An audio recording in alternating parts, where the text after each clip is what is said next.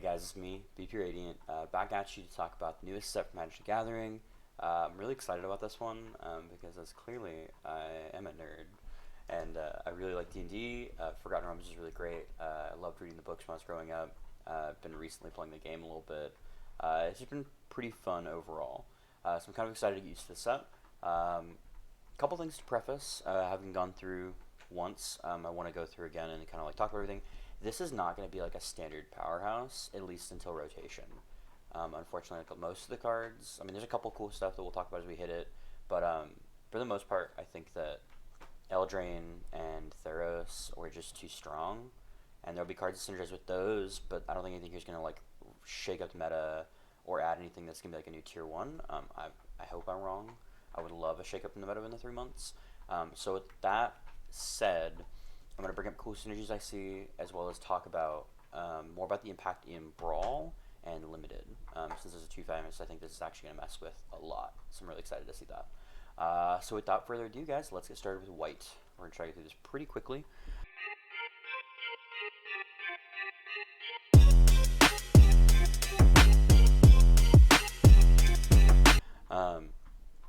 Plus 2 mace, 2 mana for equip 3. This is going to be pretty good. This is a not bad mid pick if you're already in white for limited.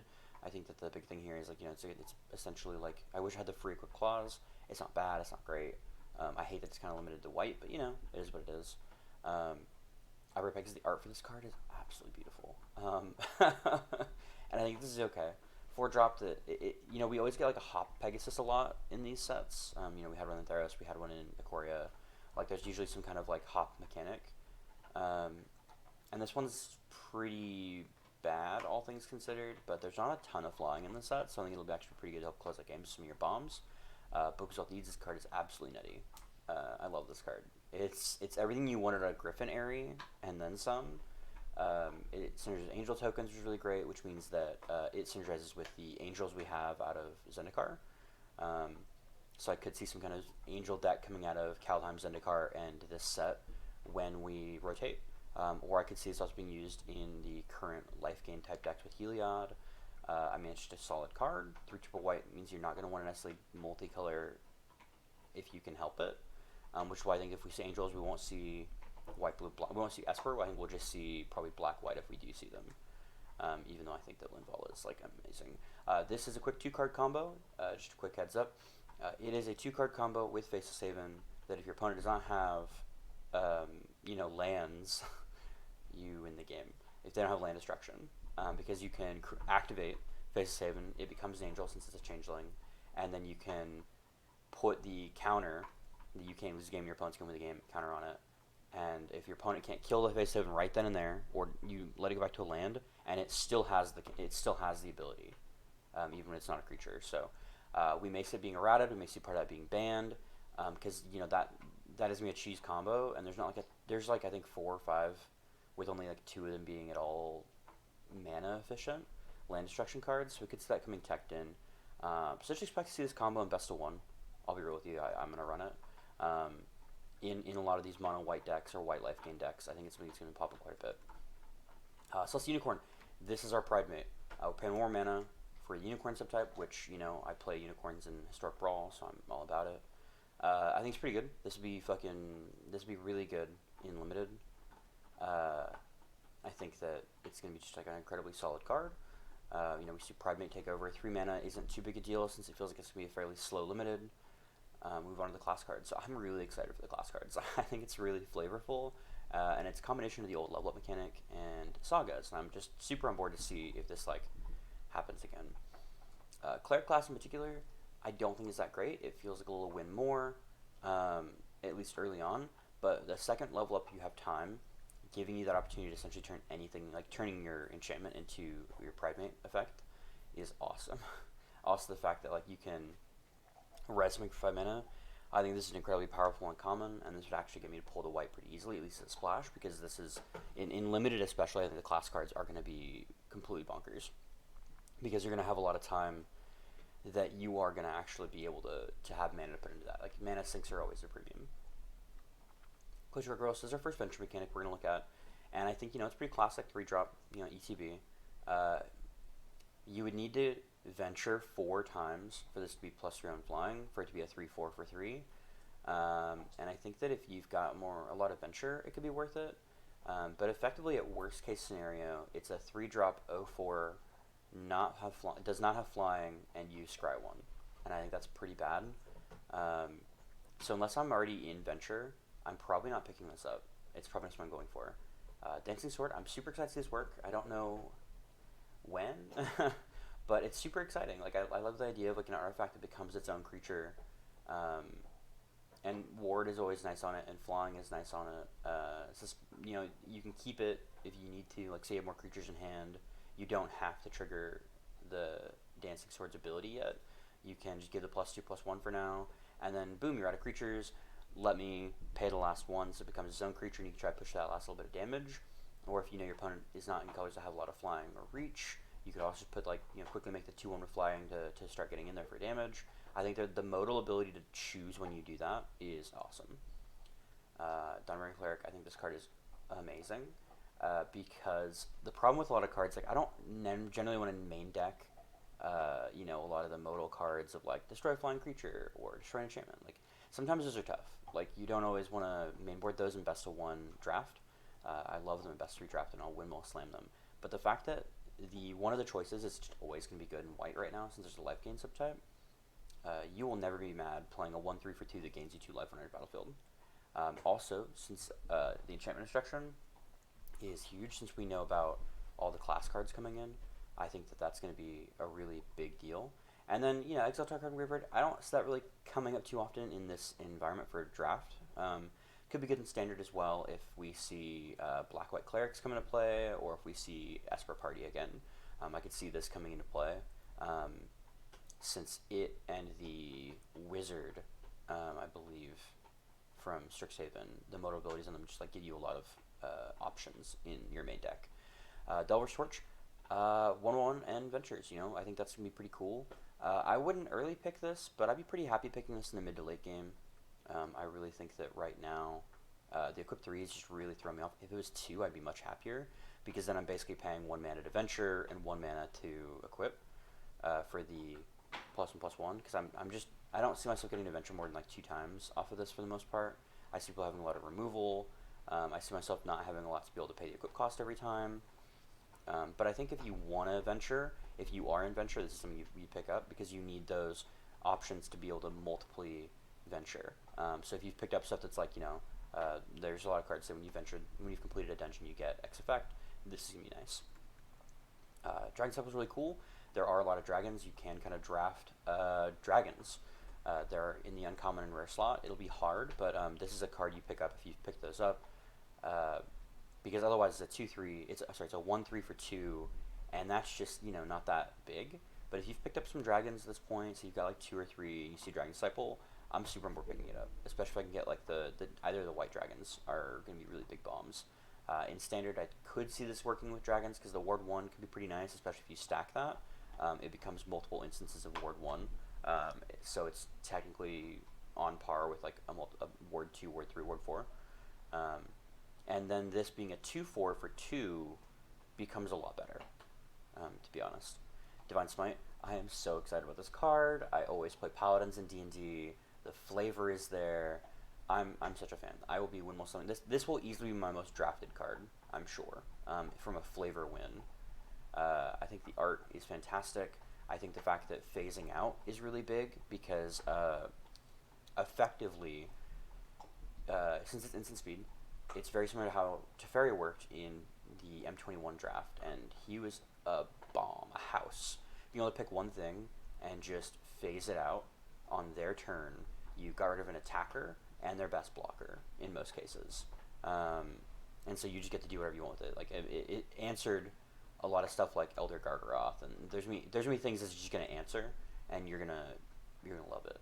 And it also gives you potentially permanent exile for 2 mana into anybody playing black, which I think a lot of people are going to force block this set, so we're going to see. Devoted Paladin, as always, I'm really excited. I'm sad Paladins are the Knight subtype.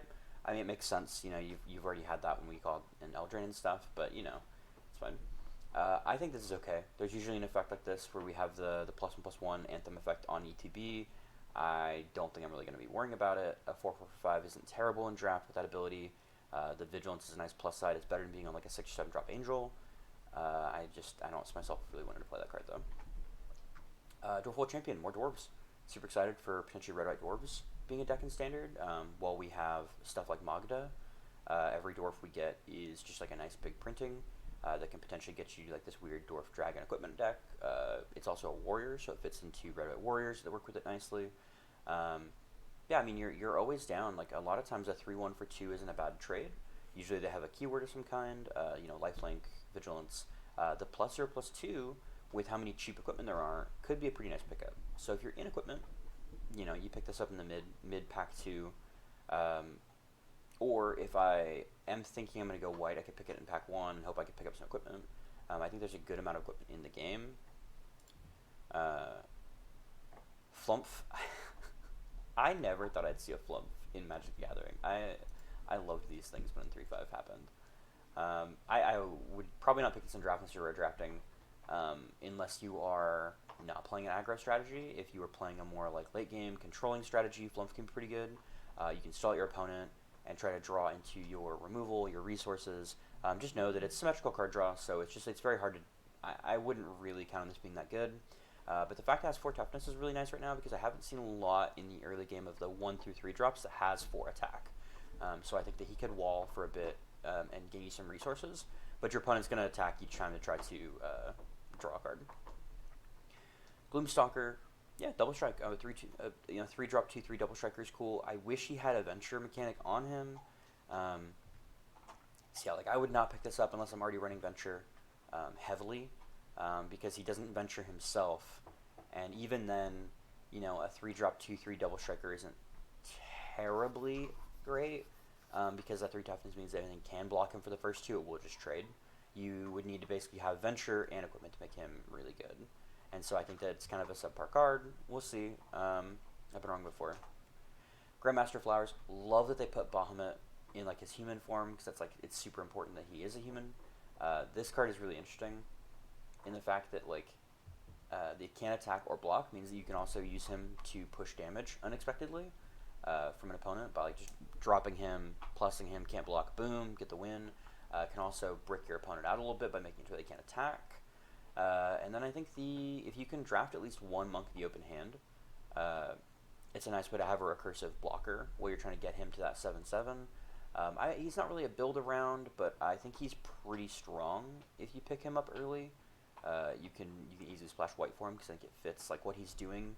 You generally aren't going wide too often. I don't see a lot of token strategies yet. So he could be really strong and could be a top end finisher for your deck if you have more of a controlling game plan as well. I think that also he's going to be really fun for Brawl, since you'll just bring back your Monk of the Open Hand as a blocker, and I think there's something very satisfying about having your Grandmaster Flowers working to be a 7/7 that they then are going to have such a hard time killing if you can get him alive for 3 more turns.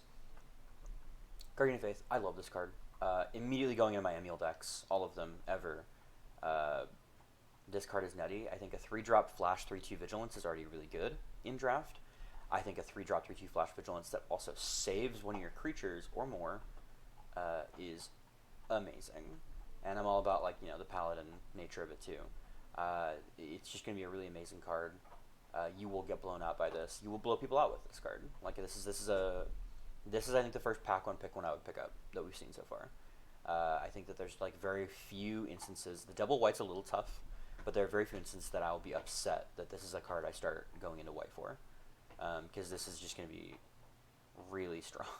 Like I said, worst case scenario it saves 1 thing, best case scenario it saves multiple. One of the other scenarios you can do with it too is you can declare blocks, flash in, phase out, they don't take damage, your opponent's stuff's tapped, they come back in, you can attack on your turn still. Because phasing is not like a bouncing effect. They will not have something when they come back on another turn. Half of Monk, super awesome art. Love having tap target creatures down in Limited. I think I've really loved stuff like La Rune, Enforcer, and things like that back in the day. 4 mana for a 1/4 Vigilance that has that effect though, I don't like it. I think that this is the worst one I've seen in a long time. And the Vigilance is cool and can be really neat if you have the equipment sub theme. so I don't want to discount it. I also have the half elf is just a human elf. It makes sense they're not going to give it their own archetype, because that's how it works in D&D. Like they're both human and elf for like negative and positive effects. But I think that this is one of those things. The 4 times is really good. Again, it can really easily block early. 4-drop is tough. I wish it was a 3-drop. But if you have equipment in your deck, this could be pretty good as a chance to like attack and tap down a blocker. But I'm rating this pretty low right now. Icing Death is a house in limited, and potentially in standard too. A 4-drop 4/3 flying vigilance is already pretty good. It means that he's going to be able to block for you from your opponent from like being able to jump out, and he's got flying, so it's hard for your opponent to actually attack into you because you're going to be, you've got flying, so he goes over most of the flying creatures we've seen so far and doesn't die to most of them. Right now, we haven't seen anything with over 2 power and flying, which is exciting. And if he dies, you then get a free equipment, which means he goes right into what white is wanting to be doing for one of its sub-themes of the equipment matters. And the equipment has a really strong effect with, when a creature attacks, tap target creature, make control. Like, that's really good. Thankfully, the creature, like, untaps during its untap step. It's not, like, broken. But this is gonna make combat so much tougher if they do kill him. They're gonna look for an exile effect if they have it.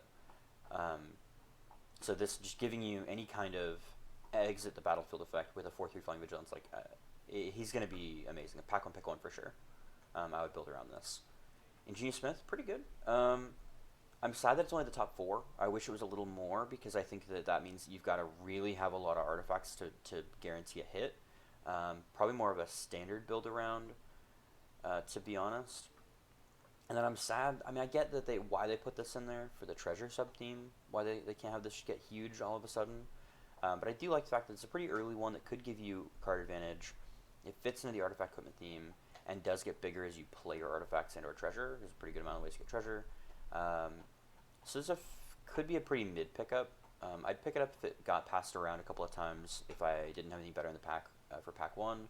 But if I was in equipment, I'd probably pick it up pack 2 or pack 3 pretty easily in the early rotation. Keen Unit Sentry, you have hexproof. I always love that effect. I don't know how many effects actually target you, the player, unfortunately. But the second ability seems incredibly important for limited, and it's each opponent can't venture into the dungeon more than once each turn. And that will cripple certain dungeon decks that are trying to, real quick, just like finish a dungeon to turn on their stuff. Like slowing them down from turn 2 to not being able to activate it basically until their turn 5 or 6 can really allow you to get ahead and get advantage before they're able to complete the dungeon. And especially if they mess up and they really think they're going to do well and they're going to go through the 6-part dungeon instead of one of the 4 parts, you can even slow them down even more. So he's a gravy. He's our hate bear. He's got our 2 power here, which is exciting. I think that he's pretty good. I think that if you're in colors, you pick this up if there's nothing better pretty early on, because I think that this could slow down what a lot of people are going to be trying to force in draft. It'll be a little win more because I don't think ventures are going to be lessons. I don't think they're going to be as important to the mechanic of the draft environment. I think they'll be nice, but I don't think you're going to be necessarily building around it unless you're in the archetype of when you finish a dungeon. But I'd still pick them up because I think having an opportunity to beat out people who are drafting that with 1 card is just really good. Mino's Containment, I love this card. It makes it a treasure. I think it's so flavorful. Yeah, I mean it's basically your exile effect. Sure, they get a mana off of it, but you're taking parity, basically. Like you're like, oh cool, I'll trade a card for your card, and you have your 1 mana, but then that thing's gone because you have to sacrifice to use that mana. So you're either waiting, they're not using the extra mana to try to get rid of Mino's Containment, like they would any other pacifism effect, or they're trading that to get a one-time advantage of 1 mana to never get that thing back unless they recur from the graveyard. And I think that's an incredibly strong, pacify type effect. It also gets rid of any static abilities. This works out really well with a lot of people who have like Nadar down there below and stops like a lot of that stuff, which is exciting. Won't get him hand. Berg, we're just talking about this. A 1/1 for 1, and he gets a counter. I think that's really good. You do try to double spell a lot in the mid game, especially if you're on this like low power, a lot of the low cost spells and stuff. I think that a really good card. 100% if you have Bahamut, you're gonna just windmill slam this guy, like 1 or 2 of them whenever you can. In standard, I could see him being useful with Bahamut as well, and I could also see potentially like a white white weenie kind of deck working with him, because between him getting bigger and Clarion Spirit generating a second body um, off this low cost spells, I think that there's like a lot to be said for white weenies if we can get a decent kind of like anthem effect for them. And we have Glorious Anthem, but like I could see there being something for that. Moon-based cleric, beautiful art. 3 2 for 3, okay, not bad, not bad. And then you can get an enchantment card.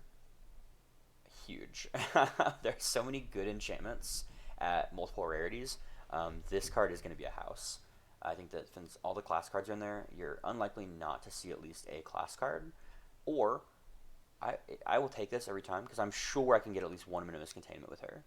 And I think that's incredibly important because, like, just being able to get, fetch removal. It'd be like, and it has a body. So why wouldn't I do this? It's card advantage. There's very few times I think if you're in white, you'll have less than at least 2 enchantments, ideally. Because, there's a good amount. So I think this card I rank this very highly. I think if I'm in white, I pick it up pretty much every time I see it in uncommon.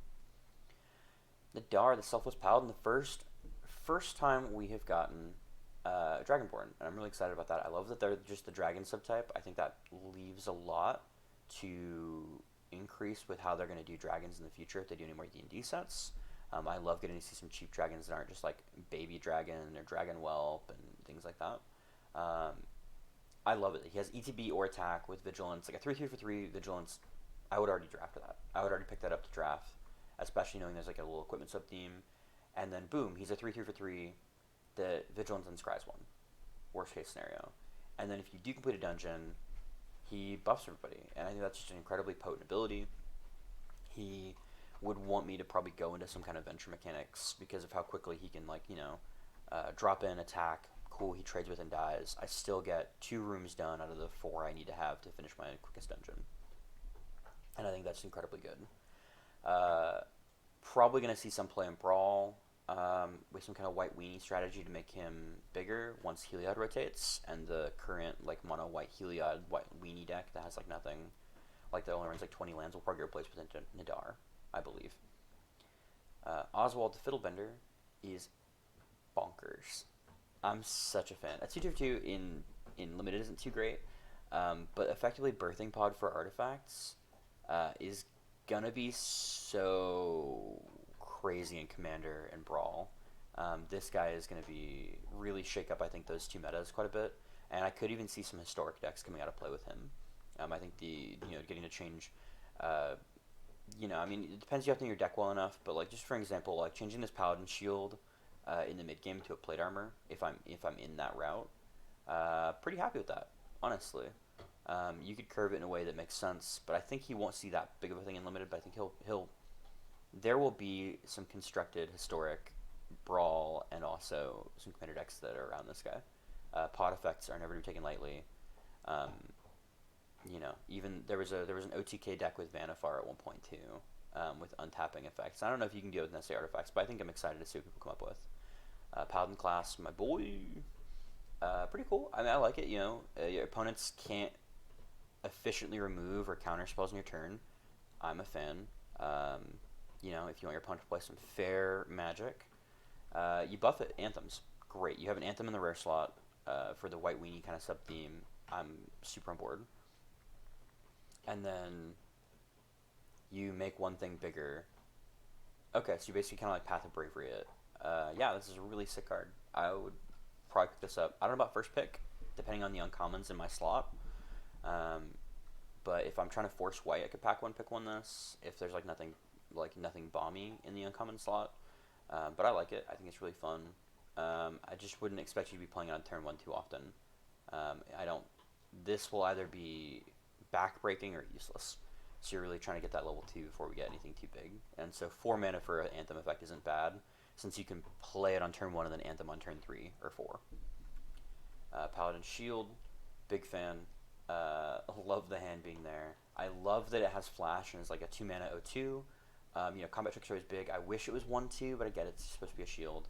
The equip cost is really high, but since it auto equips the first time, we've seen in past limited environments that's really a strong ability.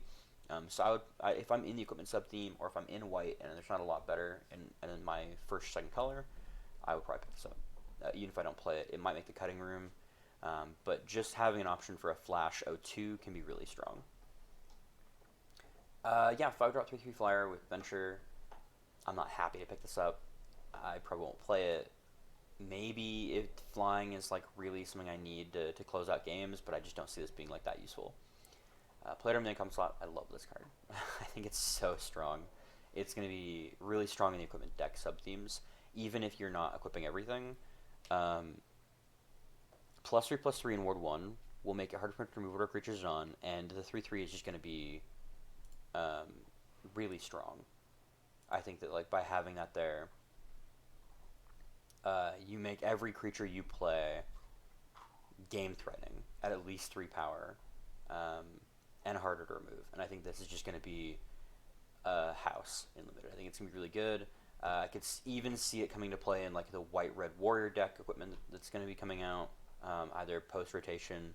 I'm sure we're going to try to make it work pre-rotation, but I think there will be a warrior deck of some kind, warrior aggro deck post-rotation. Portal Hole. This is our exile effect. Mana value 2 or less makes this really hard. There are a lot of good mana value 1 and 2 cards. Sorry if you're chewing. My dog has like a little bone next to me that I gave her for being so good today. I don't know. I'm torn. I think this card is really good. I think it's gonna be better in standard if the metagame is like more aggro. It's a fantastic sideboard tech card. If you're playing best of 3, yeah, I'd draft this to sideboard it. I don't know if it's main deckable with the 2 or less. But it kind of depends. There's a lot of good tokens kind of coming out as well. Like it completely gets rid of Vecna, I believe. I don't know if Vecna has hexproof, but so it's there. It's something to think about. It will get better or worse depending on what the best deck in limited is. So we'll have to see. Potion of Healing's there as well. Classic draw card, not bad for into battlefield, and it triggers the life gain stuff, so it's not terrible. Priest Ancient Lore, you are going to, yeah, I mean it's not bad. It's a 3-drop 2/1, which you never really want, but it gains you a life and draws a card. So it gives you some kind of card advantage. It cantrips itself for a 2/1. I'm not happy about it, but I'll take it. Rally Maneuver is a pretty decent one. It buffs 2 things, but I think for 3 mana, it just isn't going to be that great. And then Ranger's Hawk has to tap 2 creatures, and I hate that. But a 1-drop 1/1 flyer will probably get in 3 to 4 points of damage. So I pick this up probably pretty frequently with the ability to potentially venture in a dungeon to get more stuff, to get more advantage later on as sorcery speed. I wish it was not sorcery, but it's fine. 2 for 2 for lifelink, not bad. More paladin stuff, which I'm always a big fan of, and it synergies the lifelink stuff. Teleportation circles with me. Card's gonna be so cool. It's basically White Thassa without the top ability. So I think this is gonna make big waves in Commander, Brawl, Historic, Standard. Like this will be a card people will build around. I don't know if it'll be great, but I do know it'll at least be strong. It effectively will be like a Panharmonicon type effect, where it's gonna double up your use of the ETB. 4-drop 3/4, venture the dungeon. Cool, you're picking up if you want to go to dungeon. It's not anything to try home about. 6-drop 4/4 for flyer. I draft it purely because tapping a creature that doesn't tap means that you're going to get a chance to tap down if they have a blocker in the air. You can quickly kind of get in there and get that done. Here's something to watch. 2-drop Anthem, and then also removal. I love it. This is a modal card I'll probably pick up in the mid game, mid pack 1, mid pack 2, mid pack 3, because it's either going to be a buff I need to win or it's going to be removal, and I love being able to have that option between the two, and so I think it's very strong. Your Ambition on the Road. Yeah, I mean return target creature in his hand or combat buff, both strong. It means you can either bounce back from removal and then replay for your ETB. You can. Alright, we'll start with blue here. We're going to try to get through this really quickly. It's going a little long, so I got to try to speed up just a smidge. I have a lot to talk about. Air Elemental. Yeah, no, I don't think it's that great. It's not bad. It's 6-drop for a 2/5 that bounces something. I'm picking this up absolutely last pick. Arcane Investigator, it's going to synergize with the roll a die stuff for a 2-drop, which isn't terrible, but 6 mana to roll, that's really tough to get your card draw. but it potentially lets you like cast a spell. So if I want to roll die, I'd pick this up in the mid pack two, mid pack three or late pack two. Probably I just get past this in pack one.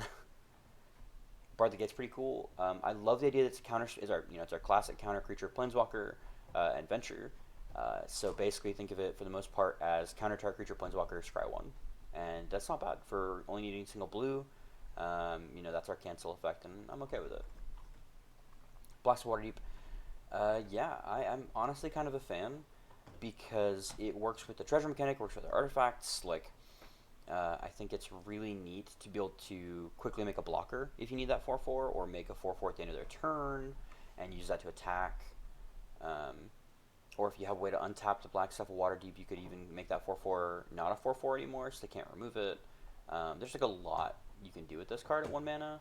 I don't know if I'm necessarily super happy to pick it up early in pack 1, but if I'm in it, I have like a lot of artifacts, I just might pick this up. Not a bomb by any means, it's just going to be a fun card. Blue Dragon isn't bad. It's pretty cool since it's an ETB that like lets you go really aggressive for 1 turn, but unfortunately without Flash, it's not a defensive tool, and it's 7 mana, so I don't see myself playing this unless I have like no other bombs, because 7 mana is going to be really hard to reach, I think, with an effect like that. But it's not bad for a 5/5 flyer to close the game, though. As always, we have our Charmed Sleep. Big fan of the Tainment Sphere effects. I think it'll be really strong. It's good removal. Just be careful. There are a lot of ETB people that won't get effects out of this, but you want to make sure you don't put this on anything that has like an actual like static ability. Clever Conjurer. Yeah, I mean, untap it as a sorcery speed really sucks because you can't. There's a lot of like combos you can't do since sorcery speed, but this will still be abused.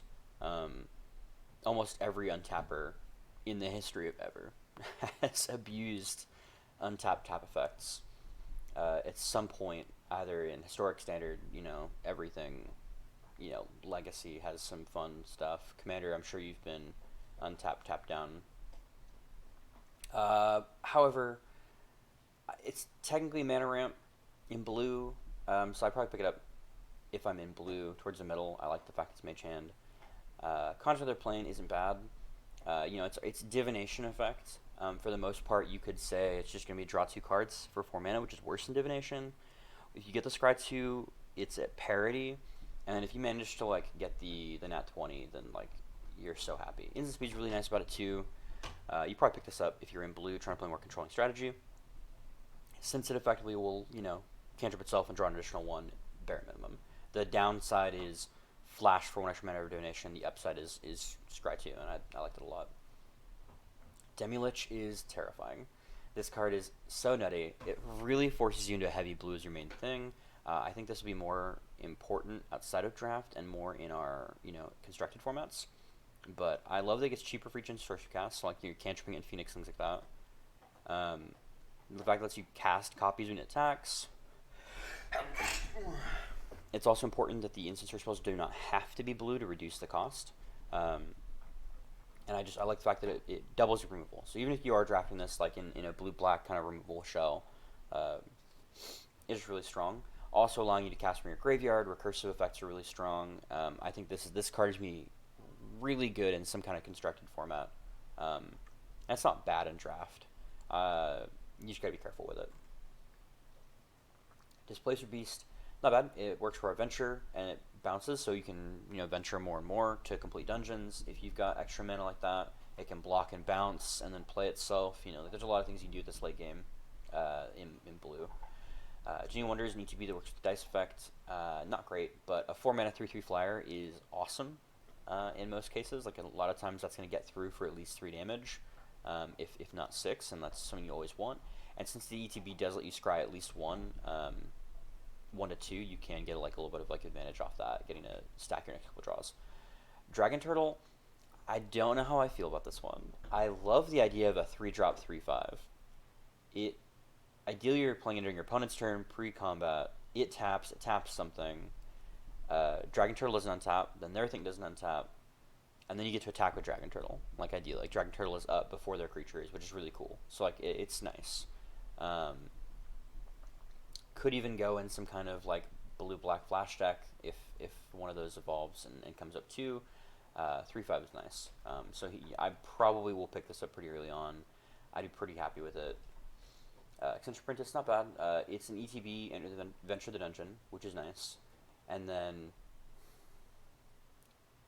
yeah, I mean, like that. You can basically turn one of your opponent's stuff into a bird. This is one of your dungeon payoffs. So probably something you pick up if you want to go for the dungeon theme, or if you're already in dungeons, you can splash this as a second or third color, and this is going to be one of your completion effects, which is great. Veiled Trickster, it's one of our D20 stuff. So you're going to create your D20s that way.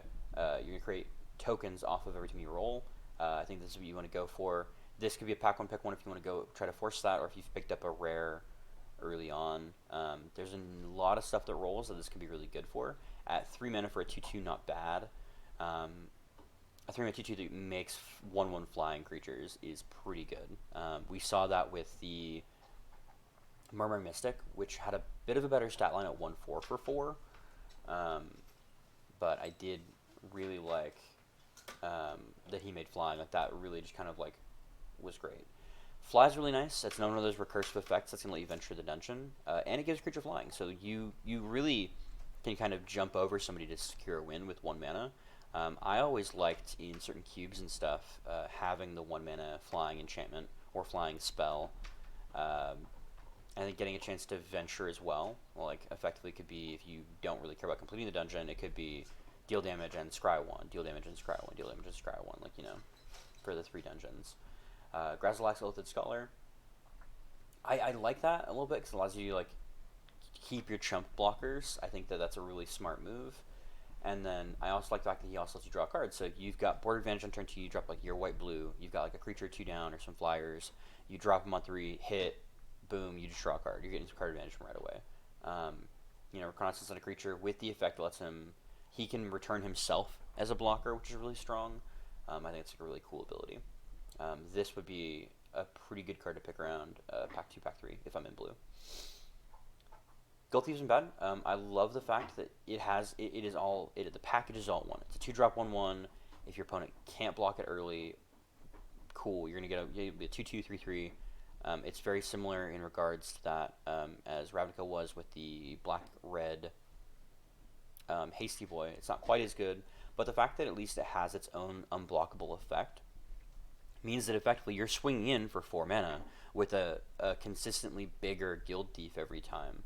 Well, it's a 1/1, it's a little risky, but like when you start paying 4 mana to 4 mana to get 1 damage in, not great. 4 mana to get 2 guaranteed damage, 3 guaranteed damage, 4 guaranteed damage. Like you're starting to be like, okay. Because we saw in Strixhaven the Wormhole Serpent was really strong. I'm getting a little faded out by the light. Sorry, guys. Immorith Desert Doom, not bad. I think that I wish it just had Ward 4. I get why it has the tapped untapped. It's very similar to one of the Dominaria dragons. And I like that it just has Curious Obsession on it. A 5/5 for 5 flying with potentially Ward 4. This is back one pick one to me because there's also so many times in limited that I will actually be under 3 cards. I think there's a good chance this finds a home in some kind of demi-lich build in standard as well. That's gonna like just vomit out your hand of cheap spells. Mind Flare might be okay. I'm not gonna pack one pick one this. I might pack 2 pick 2 3 because I think that basically the gaining control is really cool. I just think as a 3/3 body, it's just 3/3 for 3 that could 3/3 for 5 that could immediately get taken out, and lose any kind of advantage like that just doesn't appeal to me. Mordekainim, pretty cool. I think worst case scenario, you have a dog. Like you're in the mid to late game, you've got like 3 or 4 cards in hand, you -2, you have a 6/6 down. I love it. I also think like the fact that you can plus to kind of brainstorm. 6 mana is kind of tough, but like if you theoretically could get to that -10, that is just game winning in draft. If you've got like enough that you can like survive the 2-3 turns. I see there being some kind of like jank brawl deck around this, but I don't really see him making that much of a splash in constructed. Mordekainim's Polymorph is pretty cool. I don't like these effects, but it could weaken an opponent's thing. It could help one of your things jump over. It could make one of your things bigger. It's a combat trick. If you're not in white or red, like this could be one of the few combat tricks you actually have access to in like say black blue or something. Pixie Guy's not bad. Again, it works with your dice theme. It's gonna be like in the blue-red, I believe. And you're cool with that. You know what? You have the barbarian effect basically, where you get to roll 2 and ignore the lowest, and that's huge. That's gonna make all your things statistically that much better. Power persuasion. So this, if I'm in D20, I'd pick this very early on. This is potentially a pack one, pick one. If I want to try to force that, if there's not anything like game breaking in that first pack, because getting a couple of these can just really make or break the die rolling scenario. So, yeah, I mean, it's pretty cool. It's 3-drop, Vapor Snag, which you don't like, but like sometimes it'll put on top of the library, and so if you're doing that, it's worth the 2 to 3 mana. Or if somehow you gained control of it, is also pretty nice. It can, like, you're getting rid of a threat or gaining the threat. Like, the upsides are not bad, and if you've got ways to do double die, 3 mana to put someone on the top of the library is pretty good. We saw that Bury in Books was pretty great at 3 mana if a creature's attacking in Strixhaven, so I could see it being very similar. Ray of Frost isn't bad. Another one of the Tame type abilities. Flash is great on it, and it really just hoses out on red things. There's not a ton of red abilities you want it to get rid of, but it could get rid of, like, First Strike, Trample. Good sideboard tech, best of 3. Also 2-drop, end of turn, you can, flash freeze some things where it doesn't untap from then on. Archer Frost Giant, 5 mana for 5, ward 3. I'm not happy to pick this up, but I will if I need a body, especially if I'm like blue-black. It's a pretty good body, and ward 3 makes it hard to deal with. Sign of Stygia, again, one of those things. I love the fact that it's got the roll effect attached to it. The flash is great too. And again, it can come out right before combat. You can at least tap down one thing for 3 mana and get a body to block something else. This will swing combats. This will swing turns. Ideally, you can get the doesn't untap too. Secret Door, it's a 1-drop that can block if you're not an aggressive deck.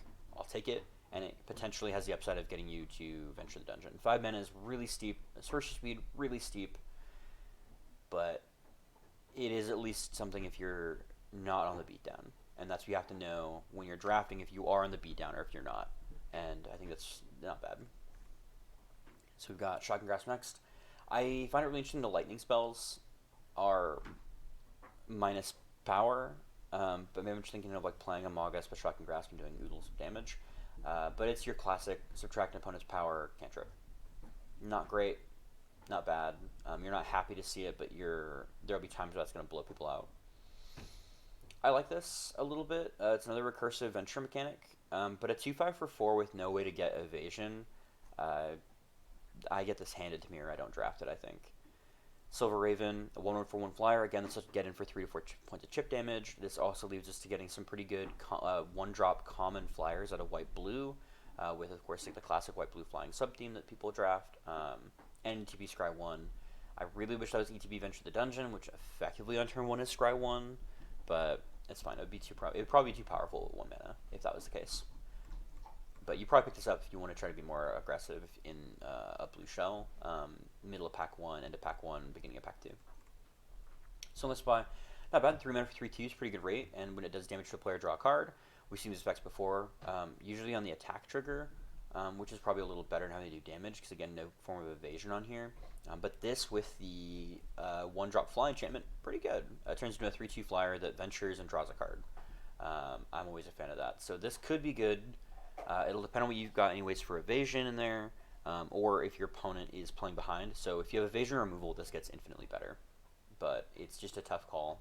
This can be based on your deck. I'd probably put a pretty low priority, though. So this party's pretty great. It doesn't appear as though you get to target them. I don't think you get to... I have to look at the Oracle text. If you get to pick half their creatures to bounce back, like you get to pick what half? Busted. Such a great card. We see this effect for like bouncing 1, 2, 3 creatures. Against any deck that wants to go wide, this is going to be backbreaking if you can get it off in time. If they get to pick, it'll be tougher. If they pick, it's probably not worth picking up.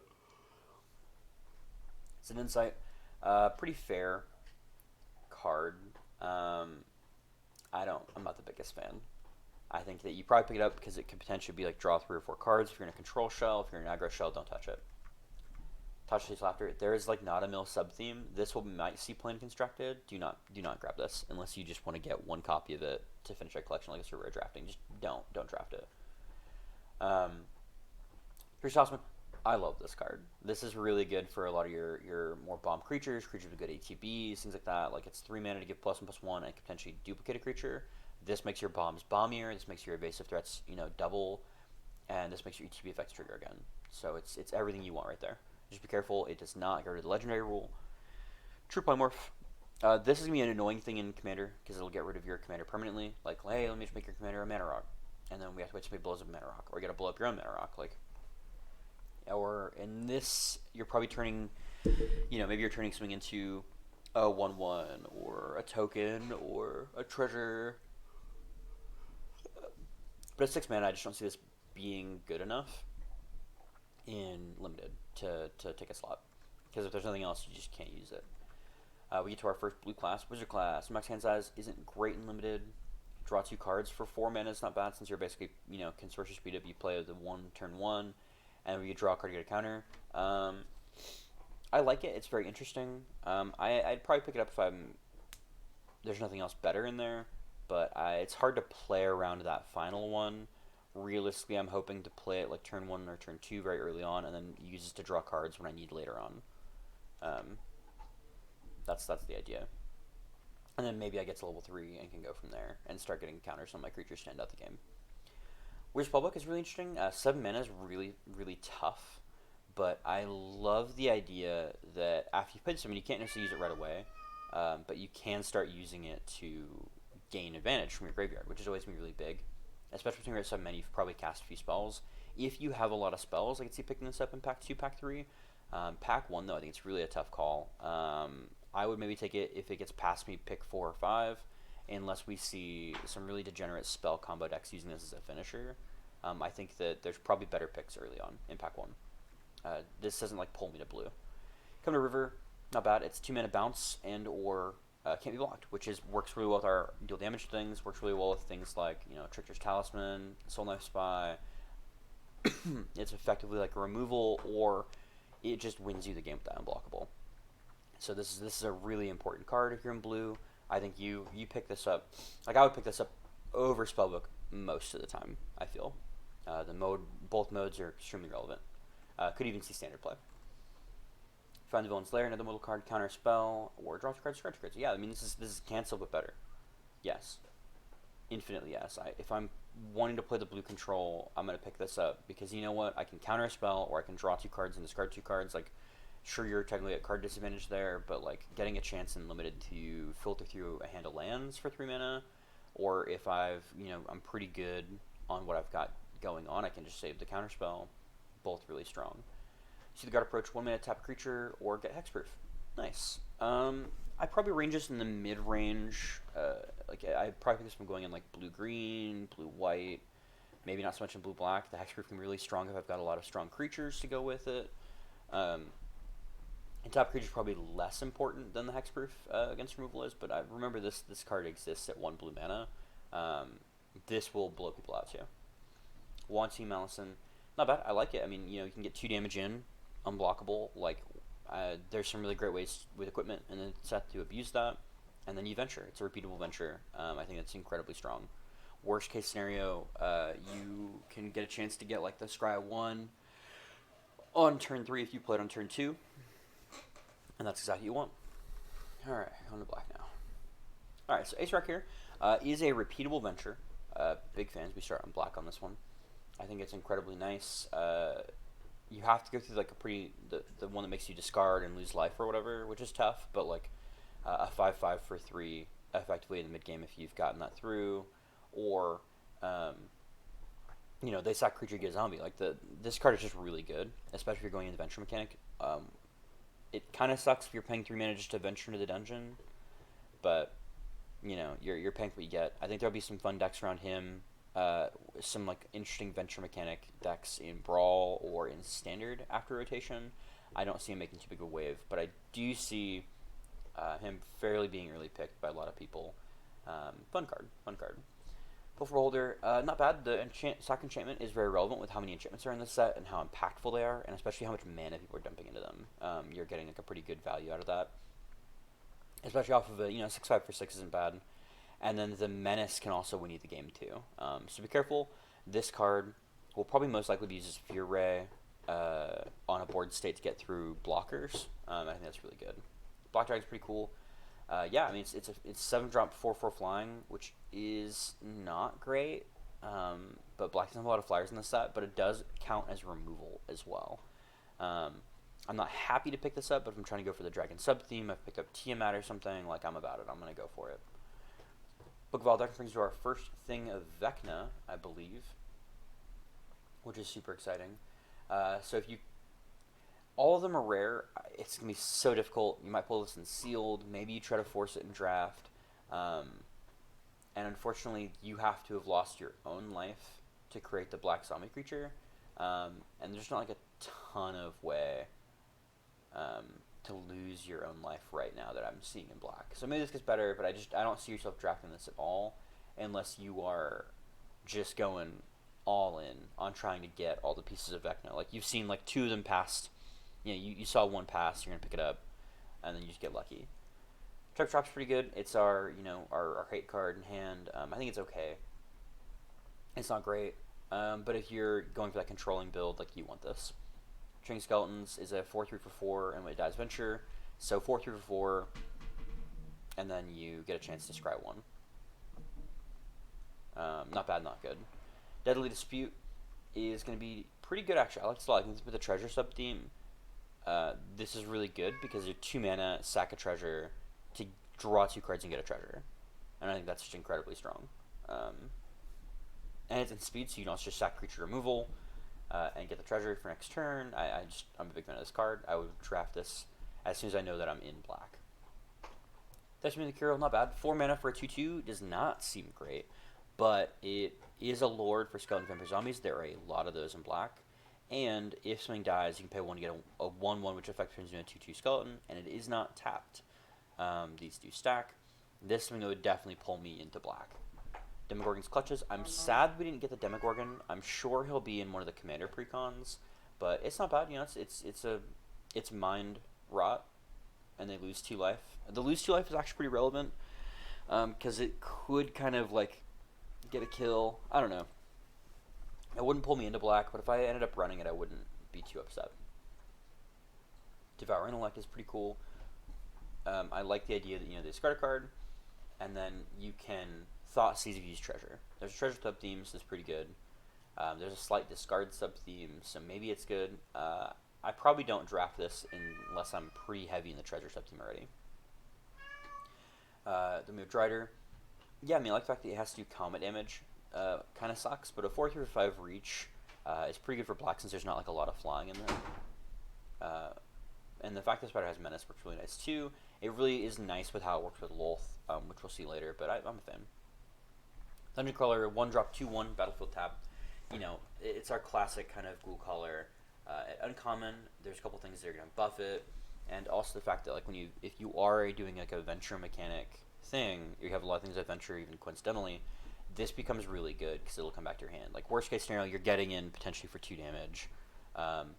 Ideally, this is a pretty good 1-drop if your opponent doesn't have 1-drops to get into maybe 4 damage before it dies, and then you can potentially get it back as a blocker later.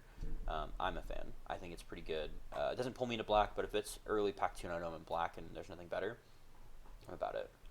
Ebon Death. This card is so cool. I love the flavor. You block, you trade, you can cast it. It's a 5/2 flash. There's not like a ton of direct damage stuff. There's not a ton of kill spells we've seen so far.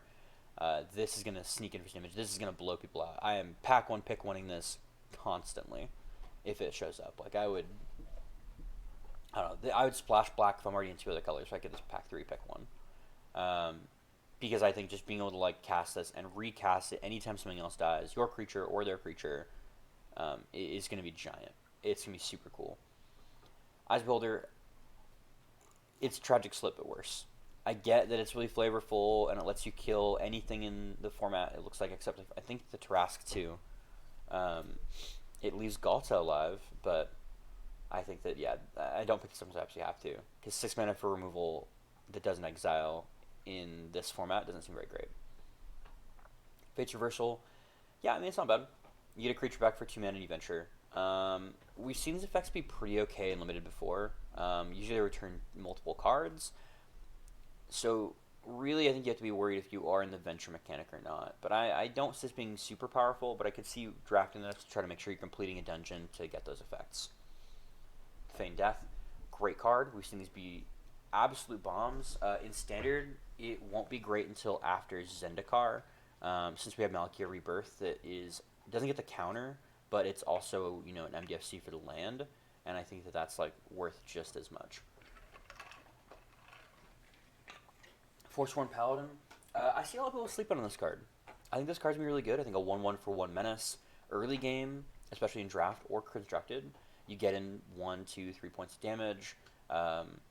It also synergizes currently with our 1-drop Javier Dominguez Knight to get the +1. So I see there being some kind of like extra 1-drop for Knight aggro, which is nice.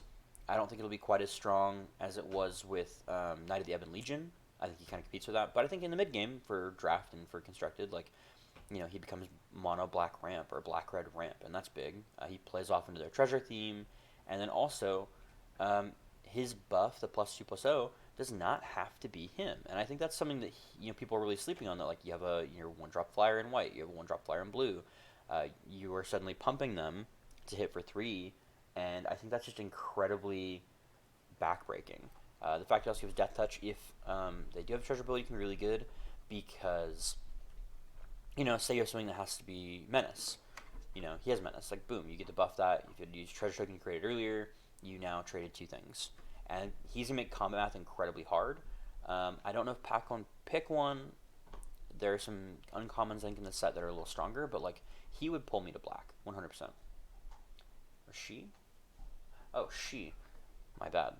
John's Cube, I love the card. I love the flavor. I love the person in it. I think that the fact that there's also, like, counterplay is really nice. I think this card is going to be really good removal at 4/3.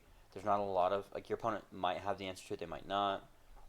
Worst case scenario, you forced your opponent to remove your Gelatinous Cube, and their opponent probably doesn't get to attack the creature you took. Best case scenario, boom, you get to dissolve it. Works really well with the when a creature's blocked, you can return to your hand card in blue as like a 2-rare combo, which is really nice. There's the white card that blinks things at the end of turn. Like, those all really work out really well. Grim Wanderer, this is so classic. Edgy warlock, edgy rogue. But yeah, I mean, same thing. A creature died, so you block or they block, boom, you get a 5/3. Like, that's for 2 mana. This card is really strong and would pull me into black. There's a decent amount of removal too, but I would mostly pick this if I had enough creatures to make it work. I want enough creatures and removal. So it's probably not pack one, pick one, but if I'm in black, I'd probably pick this up. We have our first of the D20s for black with 6 mana to roll die. So it's a 5 mana 4/4 that can pay 6 mana to make your opponent lose life. Not great. I'm probably not picking it up. If I really need more die rolls, maybe, but Higher Dex play is pretty cool. I like it because the fact that, like, the 2 hired in red and black both do something if you get a treasure. A bear that potentially lets you draw a card is good. We saw that. I don't think you'll have the treasure for it for the most part, but I could see it being played in some kind of standard treasure deck. Or if treasure becomes really easy for you to get, like if you're pack 3 and you're getting all the treasure cards, yeah, this guy's going to be really good. Because a cantripping bear is just solid. Hoarder's not bad. 2-drop that is going to do damage to get a treasure token. A 2-drop that if your opponent doesn't have an answer for, you all of a sudden get to create ramp. Works really well in blue-black with the flying enchantment, I think, as well. And I think that's really good. Lightfoot Rogue, another one of our roll 20s whenever he attacks. I'm a huge fan because the worst case scenario is he's a 2/1 for 2 Death Toucher. And that's pretty good. Your opponent's not going to be able to block him with like the Flumph. The 1/3 won't, he'll trade up almost every time he's attacking. I like the fact that he can also trade up. He can be like a 2-drop 3/1 Death Touch, and that is even better. And then, the off chance he becomes a 5/1 Death Touch first strike is pretty great too. This card seems like a pretty early pick from in black. Lolth the Spider Queen. I love this card. I love Lolth. I actually just ran a D&D a one-shot session about them dealing with a Cult of Lolth, so that's really cool. I think the fact that when a creature control dies, she gets a Lolth counter is really neat. And I think that if you do get a chance to ult her that minus, that 8 life off of anything small connecting is really big and is just going to be backbreaking. I think realistically, you're probably going to pay her for 5 and put out 2 Menace Spiders and try to win that way. And 5 mana for 2/2/1s with Menace and Reach to either stabilize you from a flying threat in the dragons, because that chumps out most of the dragons at 4 power. Or Menace can also go through single blockers. So worst case scenario that happens. Best case scenario you can then draw some cards after. And if those spiders die, she goes back up from 1 to 3. So she'll be really difficult to deal with, but not too powerful. I think there'll be something after her after rotation maybe. Manticore is a 4/1, 4 mana for 2/1 flash flying. Kills someone, dealt damage. It's not great. It's not bad. I'm not happy to get it at 4 mana. If it's 3 mana, maybe, because 3 mana for a 2/1 flyer is already pretty good with the option for that. But at this point, I feel like you're paying way too much to potentially get something. Anyways, power kill, premium removal. Probably could be a pack one, pick one, or as soon as you know you're in black, you grab this. Sure, you're not hitting some of the bombs in the format, which sucks, but you're still doing pretty good to get rid of most anything that you see your opponent play. For the most part, there'll be a few people who are playing like dragons, or maybe somebody has a good angel, a demon, or devil bomb, and you can't deal with it. But for the most part, this is gonna be really strong, and this will probably replace the Ikoria one once rotation happens. Precipitous Drop's not bad. It's a 3-drop Venture the Dungeon, -2/-2 enchantment, so it gives you, a decent effect. I wish it was only 2 mana, but the fact that it -5 cripples pretty much everything if you've completed a dungeon makes it a great payoff. Raven Footman's not bad. I don't like it that much. I wish it was -1, -4, but I get that would be better than -4, -1. I picked this up from in best of 3. I don't really worry about it from best of 1. I think there's people playing white, but -4, -1 does not seem good enough to run for the most part. With too many things having outside of black, most everything has 2 taps or more.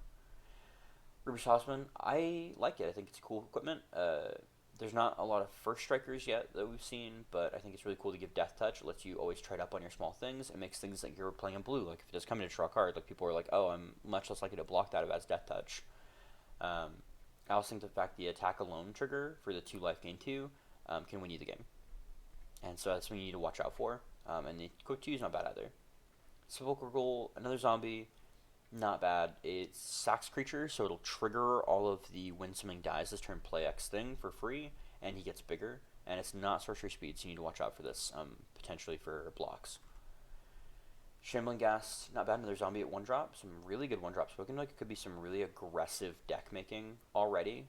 We've seen 4 or 5 good, good 1-drops with a lot of good 2-drops. So I expect this to be a lot faster than Kaldheim. Not Kaldheim, sorry. Strixhaven. Which isn't bad. Honestly, a 1/1 for 1 that can trade with a 2/2, not bad. Or a 1/1 for 1 that gets chumped out and creates Treasure Token and ramps you. Super good card. If I'm in Treasure, I'm grabbing this really quickly. 3-drop 1/4 makes Treasure. Draw a card. I don't really look at this. I think that if I pick it up, I'll be happy. But unless Treasure is really important to have, I don't go for it. Spherenation looks to be the board wipe to go to for this set, and I really like it. Honestly, I think it's really cool. Unfortunately, it takes a turn, but if you can keep your opponent from beating you up for that turn, there's not a ton of artifact removal outside of red, I believe, and so this will board wipe. So if you have a bunch of small stuff and they just put their bomb, then you are pumping in for this Annihilation. You're gonna block their bomb once, and then ideally you can swing the game from there. It does give them turn to react to it, but it could just turn their turn into do nothing, and so basically you get a board wipe. You and your opponent draw a card, take another turn. There's a lot of ways this is gonna be really good. This could be a pack one. This is a pack one pick one, I think. That once you go to black, because there's a lot of ways you can abuse this with a lot of the death triggers. Because boom, it exiles. Sorry, it exiles.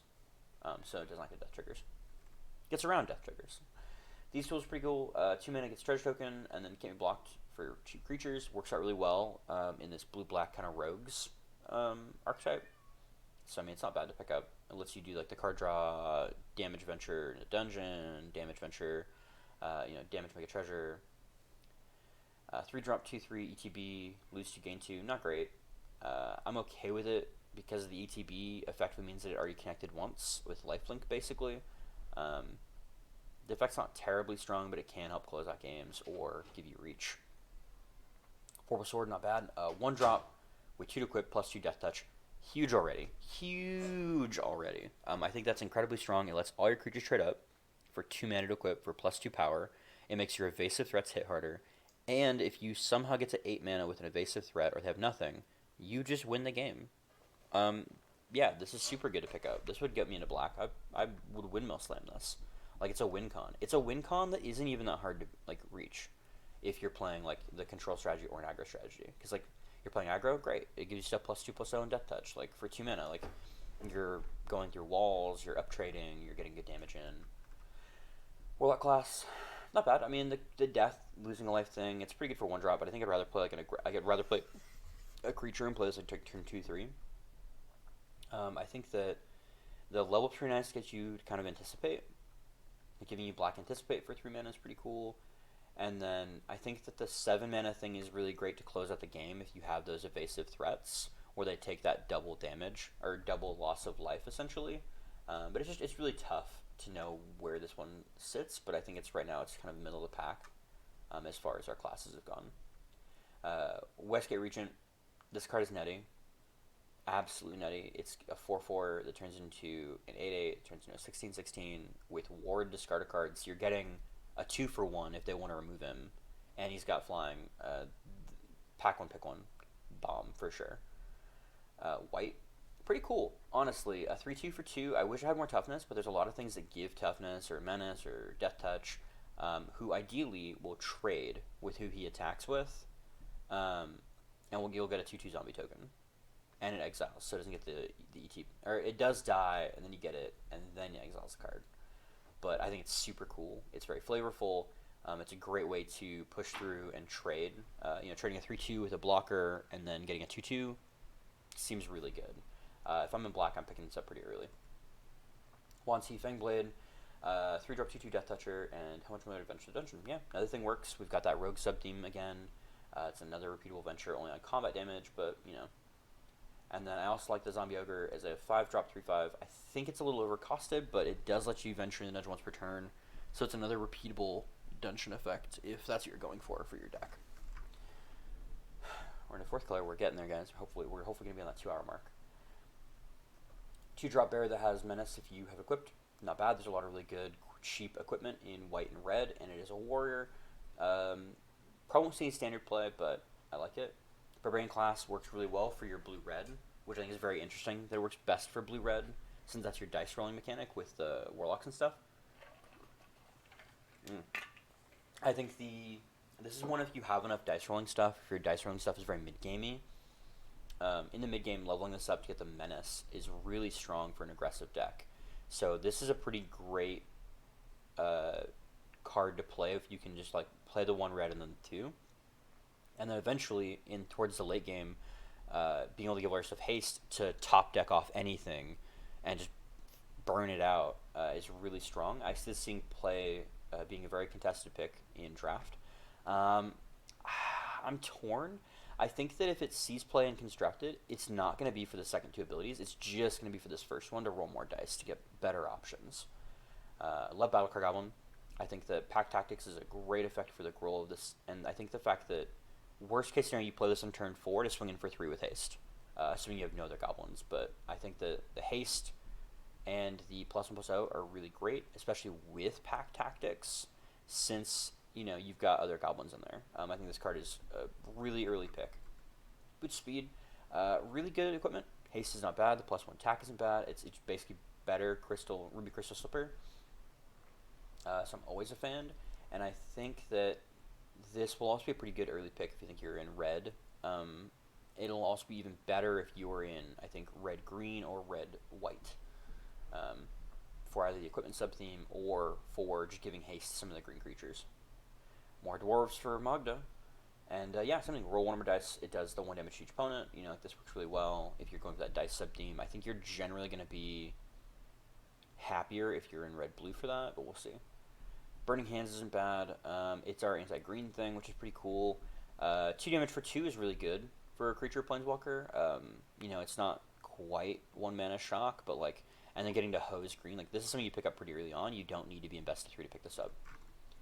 Chaos Channeler, 4 mana, 4/3, and then whenever you attack, roll d20. Perfect for our blue-red attack plan. Perfect for our barbarian thing. We're just in red right now, because worst case scenario, you know, next turn he attacks, you get 1 card, and the idea is that it gives you kind of card advantage. Like it's pretty great.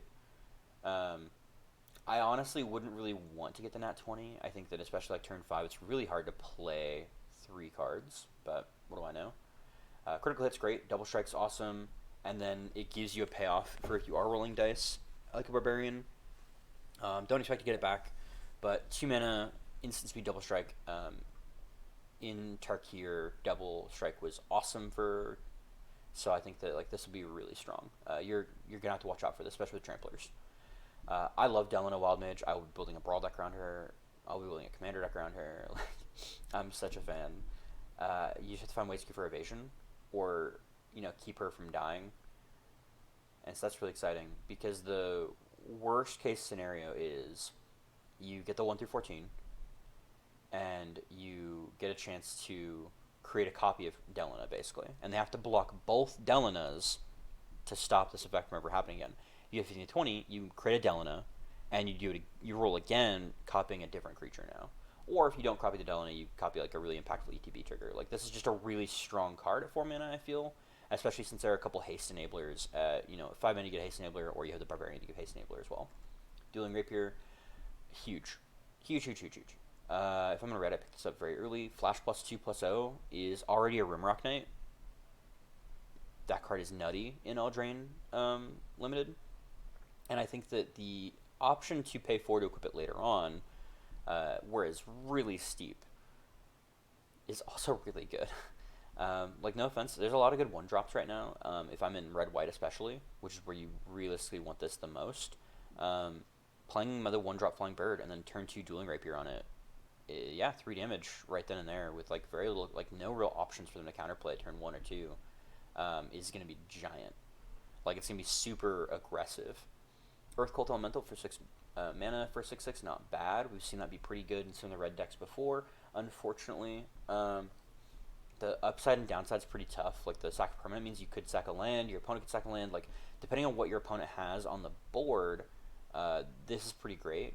But just expect this to always be the worst case scenario when you play it. Like, expect to have to sacrifice something every time you play it, or you're gonna have a bad time.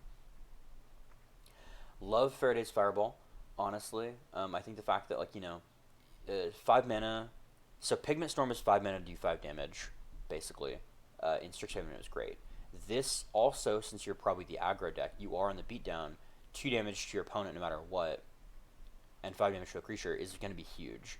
Takes out a dragon and burns and shocks their face. Flame Skull, really good. Recursive threat, pack one, pick one, pick. Can't block, but it's 3/3 for flying, and I'm just such a fan because it lets you play either Flame Skull or a better card you draw. Or, oh no, like, the options there are great, and I think the fact that it has flying is really good. Your opponent's like is just not gonna know what to do about it. Goblin Javenier, better Raging Goblin, another great 1-drop. I think that white red are gonna really be a very aggro heavy deck, or red green, and I think they'd be really fun to draft. I love the fact that it also trades up with anything with 2 toughness. It trades up with the bears, not including if you have anything equipped to it. And I'm just a fan. I think it's really good to get that 1 or 2 points of chip damage in early, especially on the aggressive plan in draft right now. That could be really strong. Morningstar is really good. I love the idea that it's 2 mana for 2 +1/+0 and trample, and it can also create something to equip it to. So 55% of the time, you are getting a 2/1 trample goblin for 2 mana. and the option to use Sonic Trample later on. I'm pretty happy with that, honestly, all things considered. Um, Especially in a red-white equipment deck, I'm picking this up pretty early.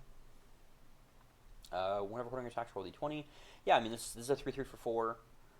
It's not great, but it does work with the treasure tokens, so it effectively ramps you when it attacks. And there's ways to give this, like, it's under 3 power, so it works with the black equipment that gives you evasion that way. I wish it was Goblin to work with some of that stuff, but it's fine. I think the fact it works with the treasure material, you'll want this here in black-red. Hobgoblin Bandit Lord, I don't know about pack 1, pick 1. There's a lot of goblins, so this could be really good if you want to try to, like, really go into red goblins. And the fact that, like, you know, there's some ways to get more goblins in play, and he can effectively shock things. But, like, the fact that he has +1/+1 is pretty great. Probably pack 2 or mid pack 1 is where you'll actually see him if you've seen other goblins opening up from that side. Pack Tactics is pretty great. A 3-drop for 2 in red with Pack Tactics is fantastic because it covers half of your Pack Tactics cost. He is a goblin, so it has synergy there. And gets First Strike, which is big. Like, it protects itself when you trigger Pack Tactics while proccing half of your Pack Tactics on your own 2-drop. Exactly what from that if you're going into the green red or just playing goblins. 3-drop 3/3 haste. It will not be as strong as on crop Crap Rasher. On the 3/2 haste Minotaur with Exert, target creature can't block, but it is a goblin, so it does have obviously synergies in the set. It is 3 power, so it triggers half of Pack Tactics, and it does have haste, so it will put you on the beatdown. 3 toughness is really good, and there's a lot of stuff that on turn 3 your opponent does not want to block with, I'm sure, or only has 2 power, is a 2/3. So pretty excited there. Honestly, for reference, not bad. I wish it was instant speed. You are going to want this if you're playing the treasure synergy, but it'll be tough to say where this falls. If you don't have any removal, you're going to want to pick it up fairly early on in pack 2 or pack 3 because you don't know if it's going to cycle around you. But I like it. Inferno of the Star Mounts. Yeah, I windmill slam this thing pack 1, pick 1. In limited especially. 6 power, haste, evasion. It's just going to be so hard for your opponent to deal with this unless they know it's coming, especially in best of 1. And the fact that it's fire breathing as well, so if you play it after turn 6, like, you can play it in a way that you can fire breathe it up. Like, you probably won't get the power 20 this way. That's a really fun thing, especially with how Inferno's storyline was in Forgotten Realms. But this card is nutty. I think this could also see some limited play. This will see play in constructed to some extent because it's essentially like a 6/6 flying haste just can't be underestimated. I think is like a top end, as like a 1 or 2 top end for a deck. There will definitely be some meme decks I've seen where this will trigger very early on. This is the Sellsword for red. First Strike haste for 4 mana future treasure isn't bad. There's a lot of turn 2, turn 3 treasure things, and he fits the dragon sub theme.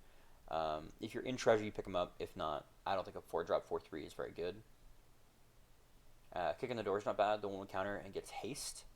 And Adventures in the Dungeon. So, pretty solid card if I'm in red. Again, I'm saying don't underestimate haste in this set. There's a lot of it, a lot of ways to get it. And venturing just works really well with what you want. So worst case scenario, it's +1/+1 on a creature. It gets haste, can't be blocked by walls, and I get to scry 1. That's a lot for 1 mana. Like, that's a very effective spell. Then we have the spell can be countered for Magic Missile, 3 damage. It's not bad, it's not great. It can go straight to the face, can't be countered for 3. So this is actually pretty good. This is probably what I would call the premium removal at uncommon for red.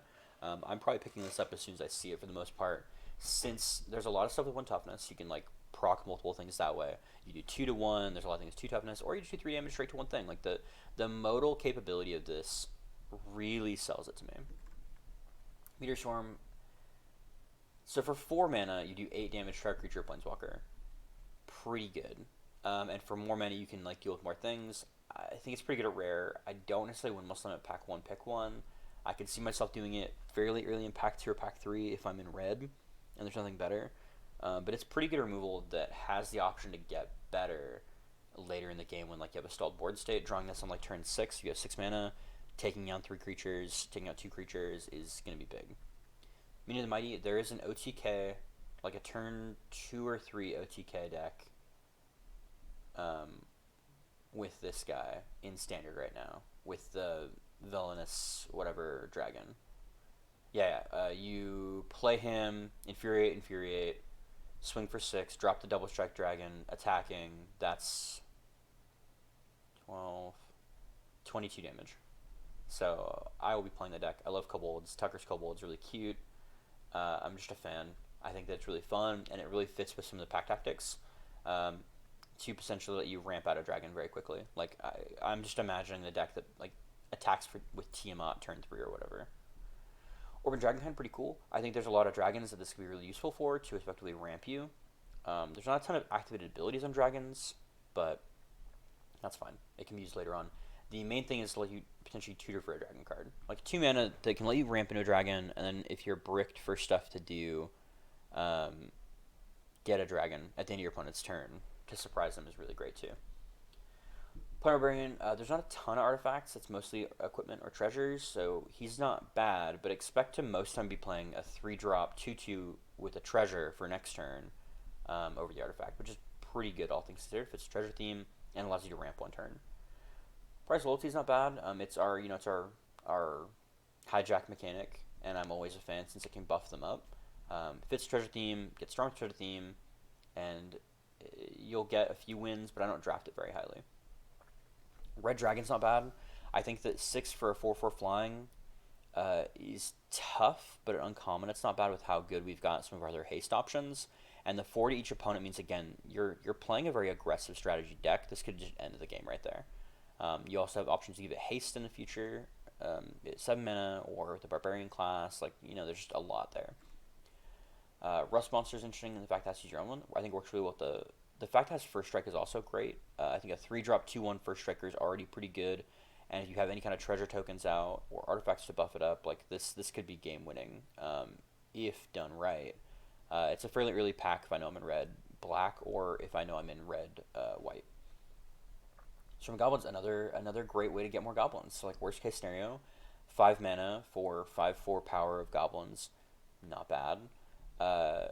Best case scenario, I'm getting like 7 power of goblins and 5 mana, and that's really nice. Like, it's unlikely, but like potentially you're getting like 6 power, which is not bad. It gets pack tactics alone. There's goblin lords. There's some goblin synergy there. I'm not happy if I take this, but I'm not mad either. Tiger Trap Hunter, not bad. A 4/4 for 5 trample, pretty good with some of the equipment you've got in there, and the fact that you also get to fling something, like you can just fling something out of its blocker. And I think that's really exciting. Or what would block it. So I think this card's pretty good, especially if you give it haste. Windfall's not bad. It is our thing. It's, you get 2 treasure tokens, it's not bad. But 4 mana is going to be really steep.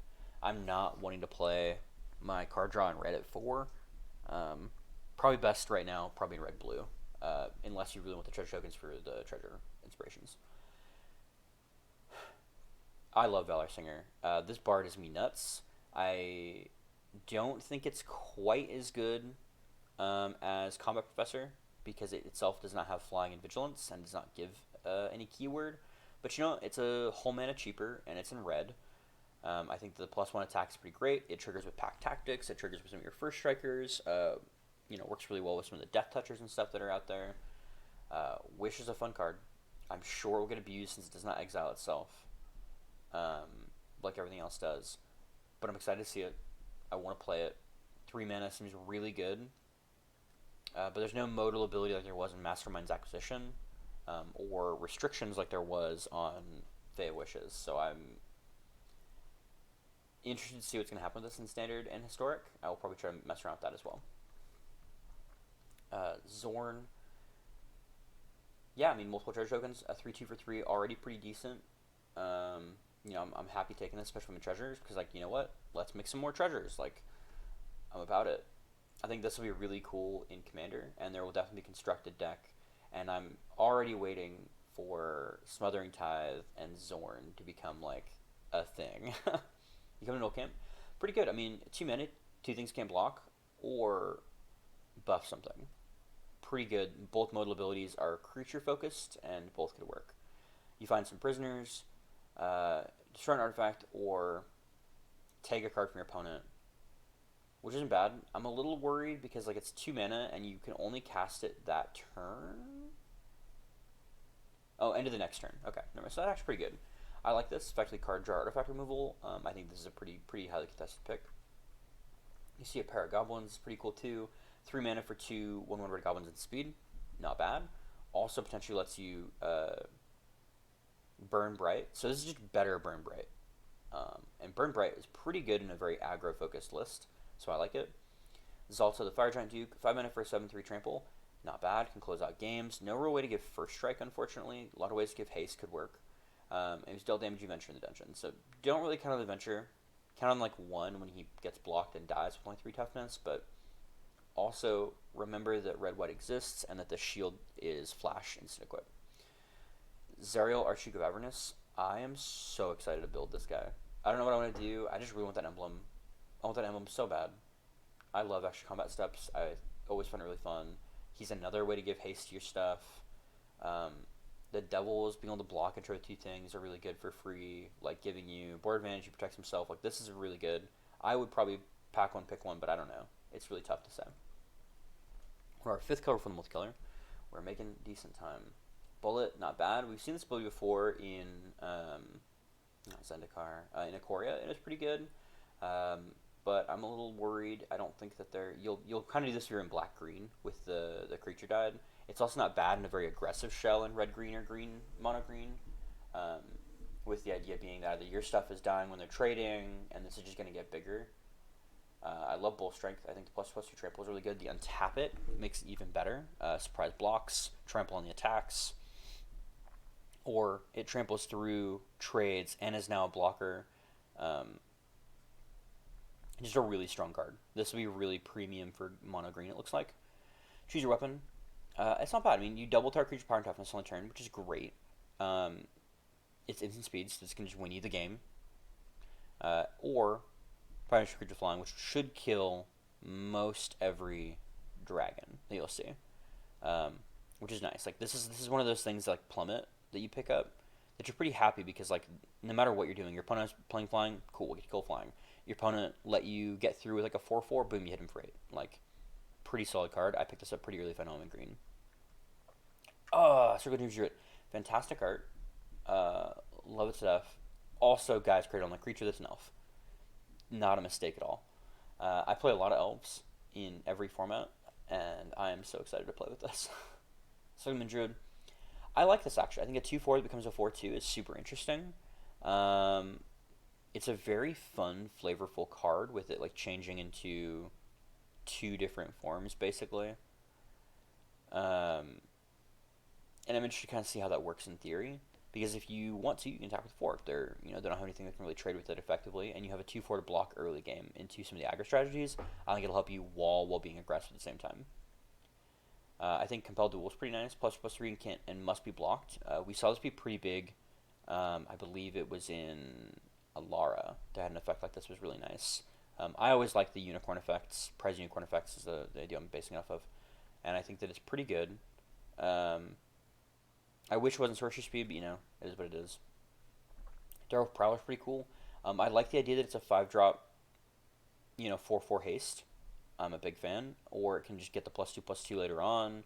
I always love mana sinks. And a 3 here for 2. A 2/2 for 3 is not exactly what I'm going to be playing. So if I get it, I'm not going to be upset. But I'm probably only playing this if I'm playing a very aggressive deck, not with the haste. I'm playing it generally, like I have a good curve that I can play this on turn 5 for a 4/4 for haste. Druid class, probably the weakest one in Limited. There's definitely some like interesting decks about this, I think, in Brawl, Commander, or Constructed. But I just think that the fact that like you gain a life, it's going to stall it a little bit, but then you have to pay 5 mana to be able to just get, the same thing that's on our 3 mana Dryad currently. And I don't know. It's a fun card, and the 3 could be really good in Limited, like giving you another creature with haste, and like, at this point it's probably a minimum 5/5. So I don't know. Sorry, I'm talking for a long time. Eliwick Tumblestrom. Big fan, I like it. It's our venture mechanic in green. You get a +1 for it. I think that, ideally, so you 4 to 5, 6, 7, you have any other venture, you get the ult, boom, you've pretty much got a +2/+2 trample haste on everything. I think that's really strong. I'm probably windmill slamming this. I wish it would protect herself, but I think that depending on the decks I'm up against, I could know when I need to actually go for the ult, when I want to go for the venturing, or when I just want to try to find a creature card in the top 6. Um, Especially because there's a lot of legendary creatures that are currently here to gain the life, and I think that this is just a really strong 4-drop.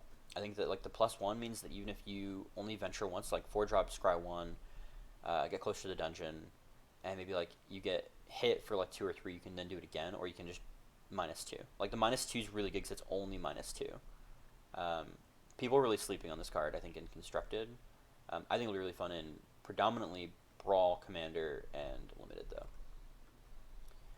5 mana for effectively 6/3 in stats, not great.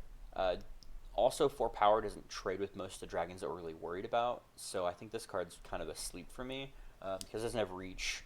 I'm comparing it mostly to our 4/4 reach vigilance archers from Amonkhet, and I just don't think it holds up. Find the path, ramp and lets you venture. The fact that it's double green, I'm not the biggest fan of. Might be fine if you have a pretty high curve and you're trying to like just play big things, but I think this is a pretty good pass for me. Farkameth is Scavenging Ooze on Drags. More haste and green, big fan, so you're really fitting that kind of red-green hasty pack tactics game plan. And I like the fact that you can exile cards and he gets bigger based on like the creatures. Like you're playing him, you've been really aggressive, boom, you play him bomb. He's a 6/6 that just came out with Trample Haste now. The trample means that he's gonna get over most of the time, especially on turn 5 if you're on the play. He'll at least get over for 1 point, and then he'll get the counters that way, and maybe you'll gain life. Like I think this card's really good. It's not Questioning Beast good because it can still be blocked, but I think the trample is really effective, and I'm excited to kind of see what happens there. No Hunter, not bad. I mean, like he's a 2/2 for 2 with upside that gets bigger, and I think that's really what you want, especially considering like basically ideally the first time you'd attack them, if you're not attacking them like turn 3 and they can't trade. He's getting bigger each time, so they have to throw something at him because he's also getting closer to triggering Pack Tactics on his own. Like he does it once, boom, he's now half a Pack Tactics instead of a third. Green Dragon's pretty cool. I think it sucks that you have to play Green Dragon on main phase 1, but I guess it makes sense. The best part is going to have to be combat damage. There's definitely some weird interactions in like a constructed environment this could be around with like where you want to like use pingers, but I don't know. It's still a 4/4 for 4, or 4/4 for 6 with flying, which isn't bad in green. You don't have like a lot of flying options, and there's not a ton of reachers in green this time. And I think the fact that that does make it harder for your opponent, it essentially gives all your stuff Death Touch, which is pretty cool. It's going to be, that wording is going to be more interesting in a constructed environment, I think. Yeah, Hill Giant Herg Forger is basically Honey Mammoth out Trample, which I don't think makes it good. I think it needs Trample. I think the Honey Mammoth archetype needs Trample to be effective, but we'll see. Drafting all Honey Mammoths has worked in the past, so maybe it still will, but I really feel like the Trample is what makes Honey Mammoth better. Hunter's Mark is pretty cool. I actually like the fact it can't be countered, and I think that the fight mechanic, and it just costs 1 against blue players, it's going to be so messed up. And it's in speed, but I love it. The fact it can't be countered is really neat. I think this could be even sideboard tech in standard on some things. Love Inspiring Bard. I don't think it'll see. I wouldn't pick it up, but I love the theme behind it of like buff swing +2/+2 or gain life. I just don't see myself picking it up since it doesn't have anything it really offers to me outside of maybe if I'm playing like green white life gain. Eastman Bards is pretty cool. I don't pick this up really in draft if I can help it. Maybe a pack 3 if I'm in like green and there's nothing else. But basically because you have to design your deck in a way, since it's not equal to or less than the number of counters, it's exactly equal to. You have to know your deck and set it out with either a deck tracker or memorizing it to know what you have on each slot. And since it goes to your hand, it's still 4 mana basically draw a card. A specific card, but it's tough. We got another Pack Tactics here, another 2-drop with Pack Tactics with Reach. I like this one a lot. I think the fact that it lets you venture is really nice. I think that it's one of the few mechanics that you repeatedly venture in green. It works really well with green white, green red, and green black. And I'm just a really big fan, honestly. I think that it's really neat. Pack Tactics is like one of my favorite abilities so far. Lotus Control, not that bad if you're going to go for some green red that has some dice roll. 4 mana is not bad because it's a recursive threat. Like, being able to essentially pay 4 mana to bring this back is really great. 2 toughness, obviously going to die a lot, but like if you would give him trample, give him haste, like this becomes just such a threat if you can get that 10-19 and bring it back in your hand. Because then it's just card advantage. So 50% of the time, or 55% of the time, sorry, giving it's 10 to 20 basically. You are getting just pure card advantage for 4 mana, and I'm super on board for that. Long Rest is interesting. I don't think you're really going to proc it. It's just a meme card. Lurking Roper, I love Sentient Tree things. It's always fun.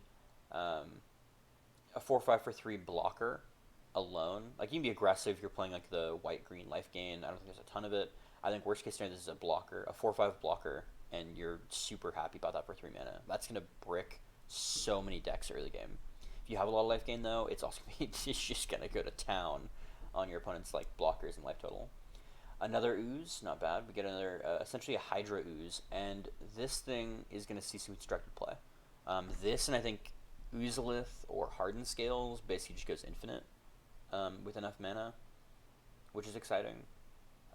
Since it's a token of the Ochre Jelly, it gets the split ability. So that's really exciting. This card is really hard to deal with. There's not a ton of exile, as we saw so far in the set, so I'm excited. Old Gnawbone is super cool.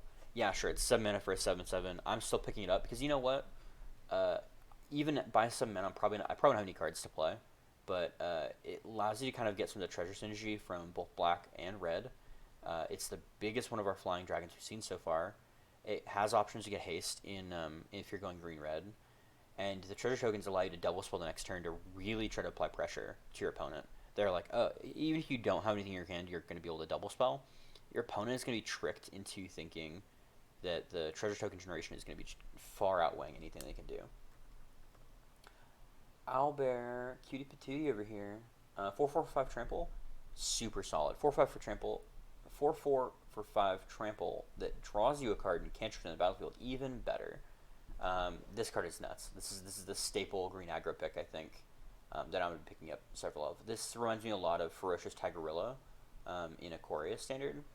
As far as like where I think it sits with the fact that it's like the 4 and 4 really put it above a lot of the premium blockers in the other colors, and the counter effect just makes it really good. It's not as good as being able to pick Trample or Menace, but I think it's just a really solid card. Plummet, great, it's in the deck, but you're basically trying to pick the other one that does 5 damage target with flying or double Summoning's power every time. Not a bad sideboard card, though, with a lot of the flying units, since there's like 2 dragons in each color. Innkeeper's really nice. 2 mana creates treasure, and then also triggers some of the life gain stuff. So if you have picked the Roper here, you're wanting to pick the Innkeeper. Like if you've picked one, you want the other. You're gonna windmill slime them, essentially. Purple Worm, really cool. Honestly, it works with the black-green die effect. Ward 2 on an 8/7 isn't bad. I wish I had trample again, but it's fine. And so effectively paying 5 mana for an 8/7 can be back-breaking on main phase 2. So I think that this is going to be a really strong card that's going to require a lot of stuff to remove it, and there's just not a lot that does that. Ranger class, I think, is one of my favorites because it actually immediately provides you a beneficial value with 2 mana for a 2/2. So it's effectively a bear that then, after the body is gone, you can get upside from. And I think that paying 2 mana to get an attacking creature, like, cool, you pay 2 for your bear, you get another creature next turn, whatever like that. This works so well with Pack Tactics. This also later on, like, gives you Vivian's effect. Like, I think it's probably my favorite of the classes so far, and the one I think is honestly probably the most constructed playable. Range Longbow, great, gives you reach. You probably pick this up if you're in greens, especially if you're not in green-blue, because there's not a lot of flying, and this way you can protect yourself from anybody who's going really hard on drafting dragons. Skilled Herbalist, interesting, not super great. It effectively lets you ramp for 2 mana on a 1/3 body. You're picking this up if you're not on the beatdown. So if you're not playing a lot of the aggressive 1 and 2 drops, if you're not in black green, green red, maybe if you're doing green white life gain, you pick this up to chump out a lot of the 2 power things and ramp you a land maybe. Just trying to plan around ramping a land because it doesn't really do too much to help you if you're not playing the aggressive plan. But let's see. Spousal Hunt's really cool. because of the fact that the Rabbit Bite is a premium instant speed, it's even better, and it gets bigger if you spend treasure. It just kind of works out really nicely. Mostly expected to be 3 mana instant speed Rabbit Bite, which already feels really good in draft, and is premium removal in green. 2/3 Vigilance for 3 that effectively gains you life every time you attack. Pretty good. I like it. I don't think it's crazy powerful. I don't think it's going to see a ton of play, but you know what? If I've got to grab it and I'm in the white-green life gain archetype, I'm super happy about it. The Trask. It's kind of underwhelming, but it's also not. Um, because, 9 mana, boom, 10/10 haste ward. And a lot of people talking about I didn't have trample, and there's a whole thing when they talk about how the Trask feeds, and it actually stops and eats everything. It doesn't like keep going, and I think that really kind of fits. And I also like the fact that it attacks and fights.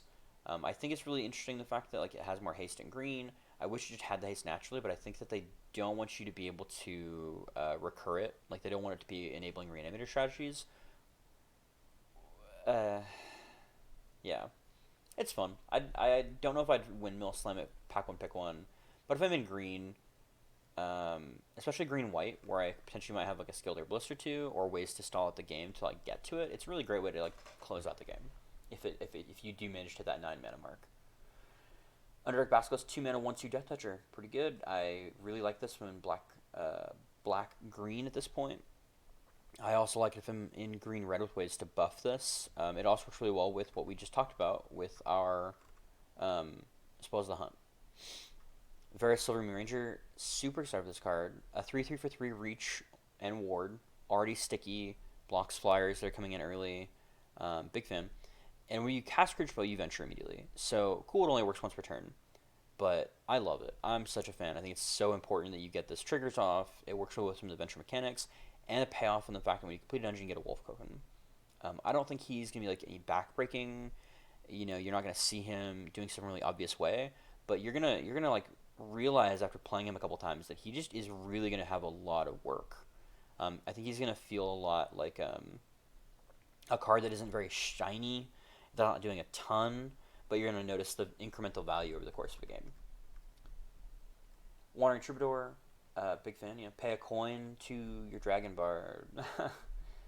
I'm a big fan, honestly. I think the fact that it's another repeatable venture, it's a 4 power for 4, so it's going to trigger pack tax really well, and you're probably playing that land, playing him, and you get to venture immediately. So, 4 mana, 4/2, scry 1 or better is not bad. Wolf Pack Leader, our tie into Innistrad, draws a card. Not bad. It's a 2 mana 3/3. I'm drafting it.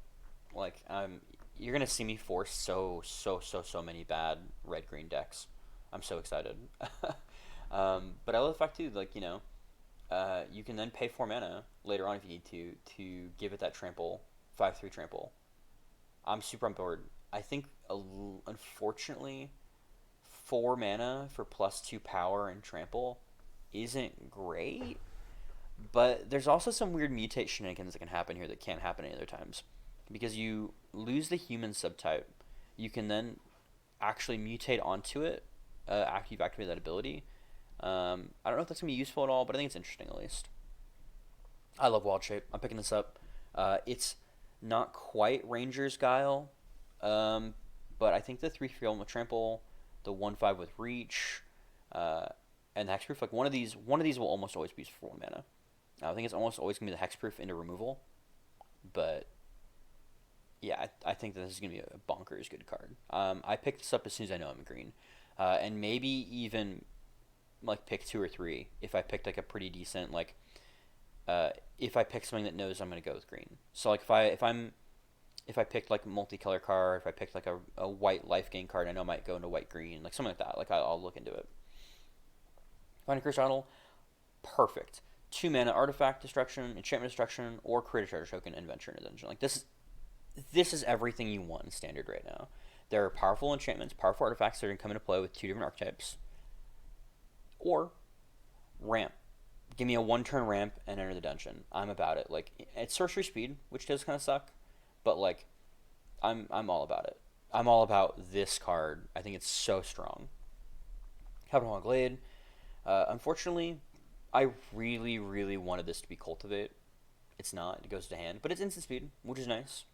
Um, it's pretty good. I don't know how I feel about it. I think the fact that it thins your deck too, or instant speed brings a card from your group to your hand is really great. Like an instant speed Eternal Witness, excuse me, is really strong. Art's cool too. You meet in a tavern's really cool as well, because I think that the aspect of the plus plus to everything's really nice. I wish it was plus plus one trample, but can't get anyone for 4 mana. Or every creature in the top five. If you have a very creature dense deck, you pick this up. You pick this up 100% of the time because it could be a 4 mana Harmonize, draw 3 cards.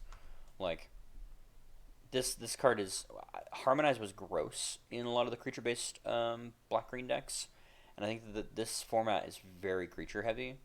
And I think you can end up with this really well. The plus two is not bad either to simply get out, especially if you're in black green with some of the tokens or green red. I think it's gonna be really strong. On to the multicolor. Not a lot here, so we're gonna try to go through pretty quick. Adult Dragon. Yeah, if I'm in these colors, I'm windmill slamming this. This could even get me to just go white red. I think that 5 mana, 4 flying haste already good enough. Lifelink as well. An 8-point life swing is gonna be giant. Bard class is interesting. I think it's constructed playable. I don't think there's quite enough legendary creatures in those two colors unless you just get really lucky. Like if I have like 4 or 5 legendary creatures and I pick this up in pack 3, I might be okay. Especially if I'm in these colors, because like the reduce the color balance is pretty cool. And then I do kind of like the third ability. Like they're nice. I think I play with this mostly probably in Brawl and Commander though. The uncommon commanders, I'm always going to build these out. I think Barwin's really cool. 3/3 for 4 is not bad, especially because ETB and finishes the dungeon. And then has an amazing ability once you completed a dungeon, and it recurs a seamstress or less. Like this is going to be amazing. And he's a cleric, so he works really with the cleric synergy you already have from Oro. So I'm excited to kind of see how that works in practice. If you're going to be able to like create clerics in a way that you can actually complete a dungeon, or if he's just going to be his own thing. But I mean, basically having a 4-drop Sun Titan, like there's gonna be decks that are gonna want this in formats. Brunor Battlemaster, what? More dwarfs, by the way. Super excited for this. I wanted another dwarf commander, and I think it's really fun. Like each creature plus for each equipment attached to it. I mean, you already have like some really good effect. You have there's not as many as there were for red-white equipment in Mirrodin, but it reminds me very similarly of Volshock Battlemaster, and I'm super, super down, because 0 for the first equip to possibly play each turn is really good. I think that a 4-drop 5/3 is also a very aggressive stat line, especially with options to give haste, and I think that he can come down and really wreck shop. He is somebody I might even pack 1, pick 1 to try to go into the archetype. Dritz Dowarden, the Drow Ranger himself and his faithful companion Guinevere. I love it. I think a 5-drop 3/3 Double Striker is already pretty good rate, but he also creates a 4/1 green cat creature with Trample, which is awesome. And you can even using some of the blink effects that are in this set or in standard to really get the most value out of Guinevere. My favorite part is that if they do kill Guinevere, Dritz gets bigger to a 4/4, and so like that's just a lot of power. Like 5 mana, effectively 7 power, is really strong. I'm not going to put him on the same par as our Vara token fight generator, the wolf fight guy. Forgetting his name. Ferraudicus, same colors, 5 mana, slightly harder to cast mana cost, but similar thing where he puts out a creature and then has an effect when something happens. Faraday. Yeah, if I'm trying to force rolling 20s, this is what you want. You need this card so bad, because this is one of the best payoff cards. It gives you card draw, and it gives you Flying and Menace. Like, this is everything you want on your rolling. I totally see there being some kind of constructed deck around Faraday, and I also see this being a pack 1, pick 1 if you're trying to play that archetype. Fighter class is pretty cool. I think that it's pretty good. I think a 2-drop that tutors for an equipment is already really nice in limited and constructed. And I think getting the chance to later on level it up when you've got free time to make your equip abilities cost less is going to be really big. I don't know if it'll be huge in limited per se, but the big one is that you can then force somebody to block it. And I think this is really important because for each creature you attack, you can then basically assign the blockers. And if I've learned anything from playing against Audric in Commander, it's that that's a really strong ability to have. Gretchen Titch Hollow. Yeah, I don't really think that green blue is going to be super draftable. I mean, I think you can, but like I don't think you should. Her ability very similar, draw a card, put a land on the battlefield. It's very similar to the partner we've seen in 04 for 2, not bad. People build decks around this in Brawl, I'm sure. Hama Pishar, Runeseeker. Yeah, Rune abilities venture control during time. I think it's really cool. I think that blue and white have some of the best static abilities once you've completed a dungeon. I think you could even go like for an Esper kind of build for that. That works really well. I picked this up very early on if I want to force that as well. If I want to try to make that a thing. Kalender Priest Painter, big fan. I think a 2-drop, 1/2 that lets you ramp to a 3 or like basically ramp to a 4-drop next turn is incredible. It has treasure synergies, and I also like the fact that like that creature you play next turn, that 4-drop is also going to get a +1/+1 counter. Like, cool. If that triggers one time, I'm already happy. It is effectively paid for itself. It ramped me and then made that creature bigger. This is going to be like my favorite uncommon, like artisan type brawl deck that I've been working on. Curdle of Baldur's Gate, super fun. I love Baldur's Gate references. Big fan. I'm getting Minscan, Curdle. Crydle.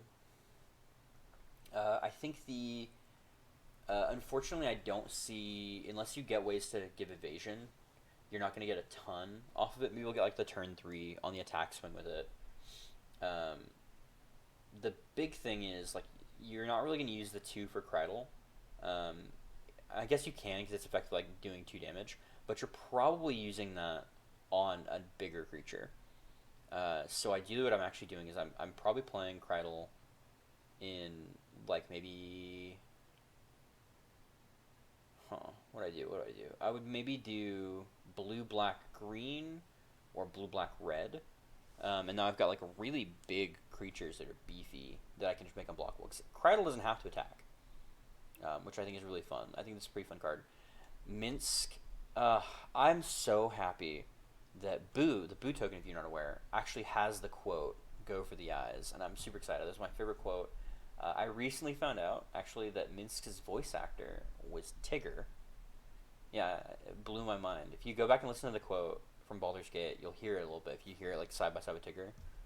But I'm a fan. I think this card's really good. I think a 3/3 for 4 power is really nice. The color combo, you don't have to splash one of those, probably white or red, but that's a really strong color combo in draft, I think, right now, at least for 2 of them. Like you can go warriors, you can go life gain, or you can go pack tactics, and like splash the 3rd color to puck them in there. And the important thing here is that you can then buff something to get through. Like you have a lot of mana, cool. I can buff somebody to 10/10. I've got a lot of evasion, flyer, a trampler, first striker. Oh, I've got multiple of those. I can put 2 mana here, 2 mana here to buff my 1/1s up. Like this guy's super strong. It takes a little bit of deck building and drafting around, so you have to kind of get him early enough that you can pivot around that. Or I'm in already one of those 2 color combos and I can splash. Whew. Almost there. Monk class. The second play costume struggles on this cast. That's really cool. I think this is going to lead to more of a constructed vibe than it will necessarily for this, because it's just going to be really hard to maintain casting multiple spells in those color combos, and I don't particularly think that blue-white is particularly great as its own color combo right now, except for maybe Venture. Which is fine. I think the fact that you can then later on bounce something is really cool. Unfortunately, it's at sorcery speed, but it's still there. And then I do like the 3rd ability because it basically lets you draw another turn to play more, and that works out really well. It's one of the few ones that has like a really nice synergy with itself, since the 3rd ability and the 1st ability interact. So like Orcus is so strong. Like, oh no, I have a 4 mana 5/3 flying trample. So if we may, this is the combo. You play Killeen turn 2, turn 3 you play an Orcus. You now have a 6/4 flying trample, turn 3, and what do they do What do they do? You basically have removal or you concede in the next like 2 turns if you're on the play, because your opponent's like, oh, 3rd land drop. I play a 3/2 without flying, and you're like, cool, let's go to town. Let's tap city, baby. And if you have more mana, because there's a treasure shop thing, you are gonna have more mana. He is removal, or he's bringing stuff back and gives it haste. That's so cool. This card is nuts. I'm super excited about this card in Brawl, and I could see him being a decent commander as well, or in the 99 of some kind of like Jund list. Rogue Claw's pretty cool. I like the fact that you can essentially play it, start getting some of your triggers in for exiling the top card of the library. You can give Menace. Menace is super big on actually getting you to connect for the first ability, and it makes their life total go lower. And then finally, you can... Okay, so cool. You've dealt with all my creatures. You know what? I don't have anything. I've got to take a turn. Well, I've got, like, 4 cards that I've exiled from the top of your library. Let me pay 4 mana, and I can start casting those now. And, like, that's really good, too. It's a really good rare when I picked this up fairly early on if you want to be rogues. We're almost done. Shrestha Death Whisper, pretty cool. I think the ETB is pretty nice. You can force me to block, not her.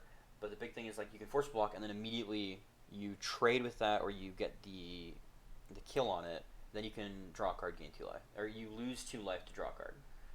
Not super powerful, but not weak either. Like, has a pretty decent effect together. Would pick her up fairly early. Really excited to build her in Brawl as well. Skeleton Swarming. This card is so cool. Like, it's so flavorful. Because I think worst case scenario, you have you can draft a couple skeletons from black.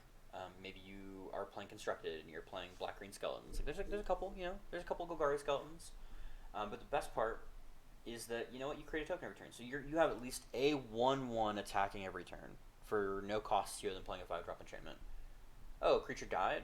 Maybe it traded up with something. You get 2 of those now. So now you have 2 2/1 trample skeletons. Like, and they've got to be able to block these and deal with this every turn. And it's going to give you such great incremental value, not including if you have any other actual skeletons. Source Glass is great too. I think that a 2-drop that lets you draw 2, discard 2, and leave something of value on the battlefield is already really strong.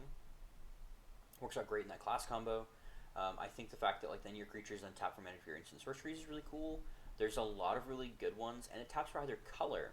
So especially in constructed, there's some ways you can really abuse this. Like we already saw with Galazeth Prismari, playing a creature that then leaves mana for you to protect it behind is really strong, and I think this is just going to be also in that same level.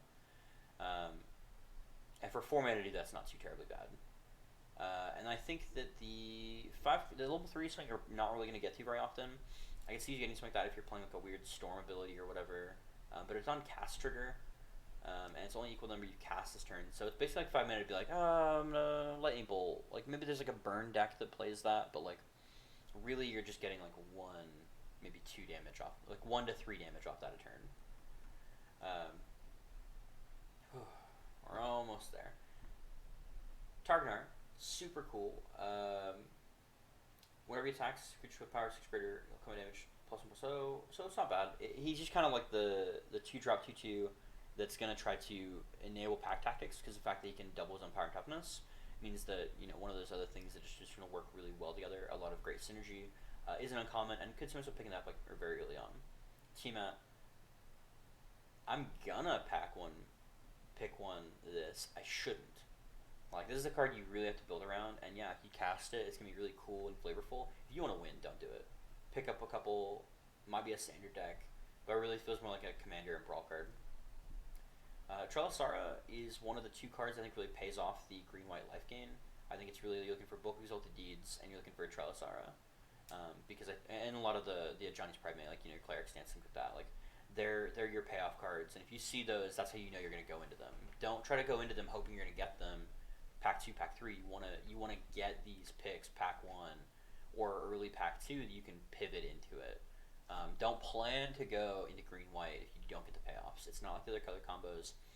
The life gain cards are honestly a little subpar if you're not getting them.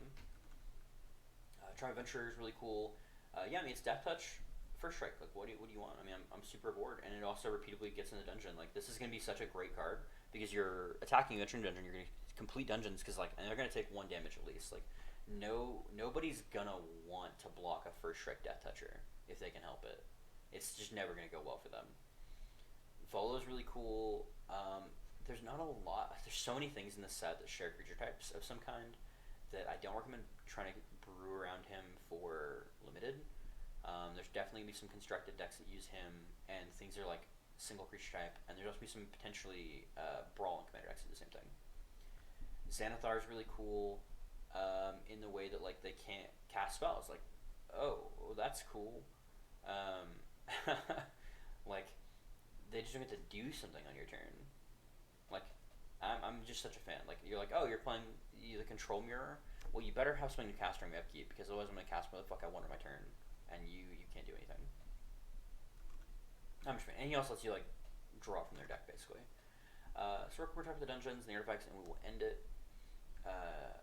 So yeah, basically 1, 2, 3, 4, 5, 6, 7 to get rid of 1, 4 and 4. 3 if you really want to go for Diablo, but I don't recommend you ever. I don't know any time that's ever something you want to do, unless you're trying to like real quick complete a dungeon. But I think discarding a land, an artifact, yeah, like worst case scenario, you're discarding a card in a land, is just never going to be worth it in the long run. If you're doing it early enough, that you're not discarding a creature or an artifact. I don't think a 4/4 black creature with death touch is better than just taking like 4 damage to go the long way.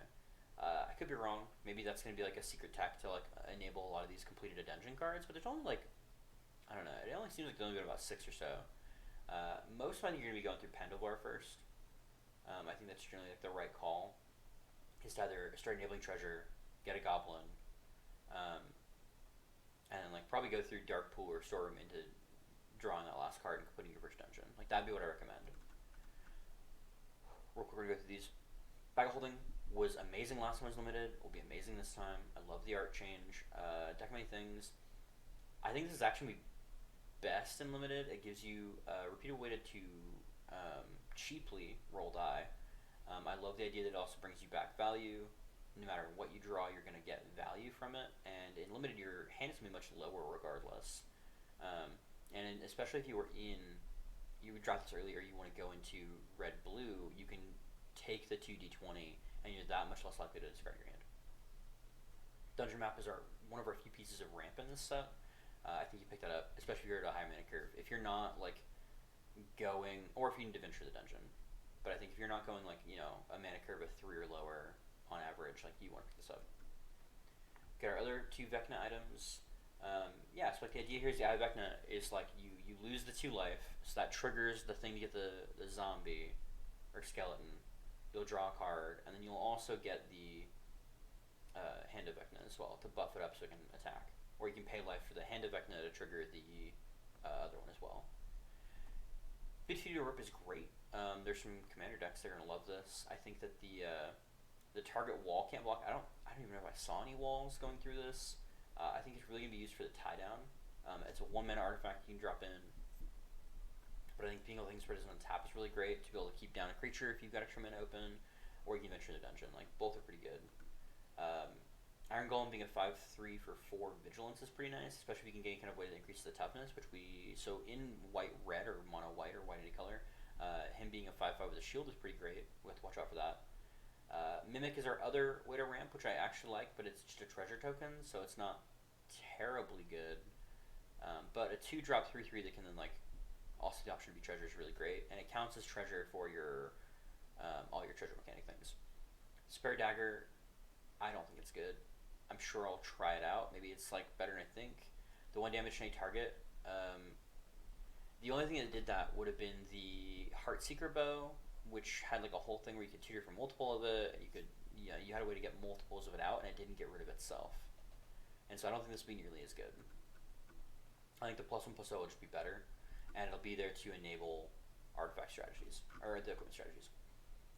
Spike Pit Trap, not bad. You have to sacrifice it, which kind of, but I mean, it's removal. It's colorless removal. You pick it up if you don't have anything else. Maybe you get a treasure token out of it, but realistically, you're picking this up for the 5 damage for the most part. Treasure Chest is really nice. I actually am a big fan, again, if you're in the treasure strategy, because you know what? You have a chance to get 5 treasure to ramp you later, maybe trigger more of your treasure orients, and you also have the option to like draw cards. And that's basically it. Like, none of these are great. I'm not like crazy happy drafting most of them, but I'm there. Real quick for the main lands, I would recommend getting these. They're pretty good, especially if you know you're gonna be in that color. I think that having it to win a turn will always be good, especially Cave of the Frost Dragon. I also think the Cave of the Bugbear. I mean, they all have like a lot of great. The 7/7 for the blue one's really great to be like a control finisher with Ward. Um, Layer of the Hydros lets you use all your treasures to like get a big swing out. Unfortunately, with Trample, and there's no real way to gain Trample right now. Treasure Vault, I don't see a lot of ways as being useful. I'm sure it's an artifact land, so I'm sure that there will be some way to abuse it in the future. But I don't know. I'm really excited for these lands too. I'm going to be ordering a playset. But yeah, guys, that is Forgotten Realms in just around 2 hours. Thanks for watching my Forgotten Realms MTG evaluation. Like, I really appreciate you sticking to the end. I know it was a little long, it can be long-winded. Well, it also helps me out if you want to give me a like, a follow, or leave a comment if you have a different opinion on some of the cards. If you think something's busted that I kind of glossed over, or you think something is just like super weak. I'm super down to like chat about that. Honestly, guys, I really appreciate you sticking around this one. Hopefully, I will have shorter videos in the future that are more like precise in content. I really wanted to do this since I'm trying to put some videos out on the limited format while it's here because I'm really excited to play it. I think the archetypes are really fun and will lead to a lot more varied limited than the last couple we've had. So as always, thanks for sticking around, and be radiant.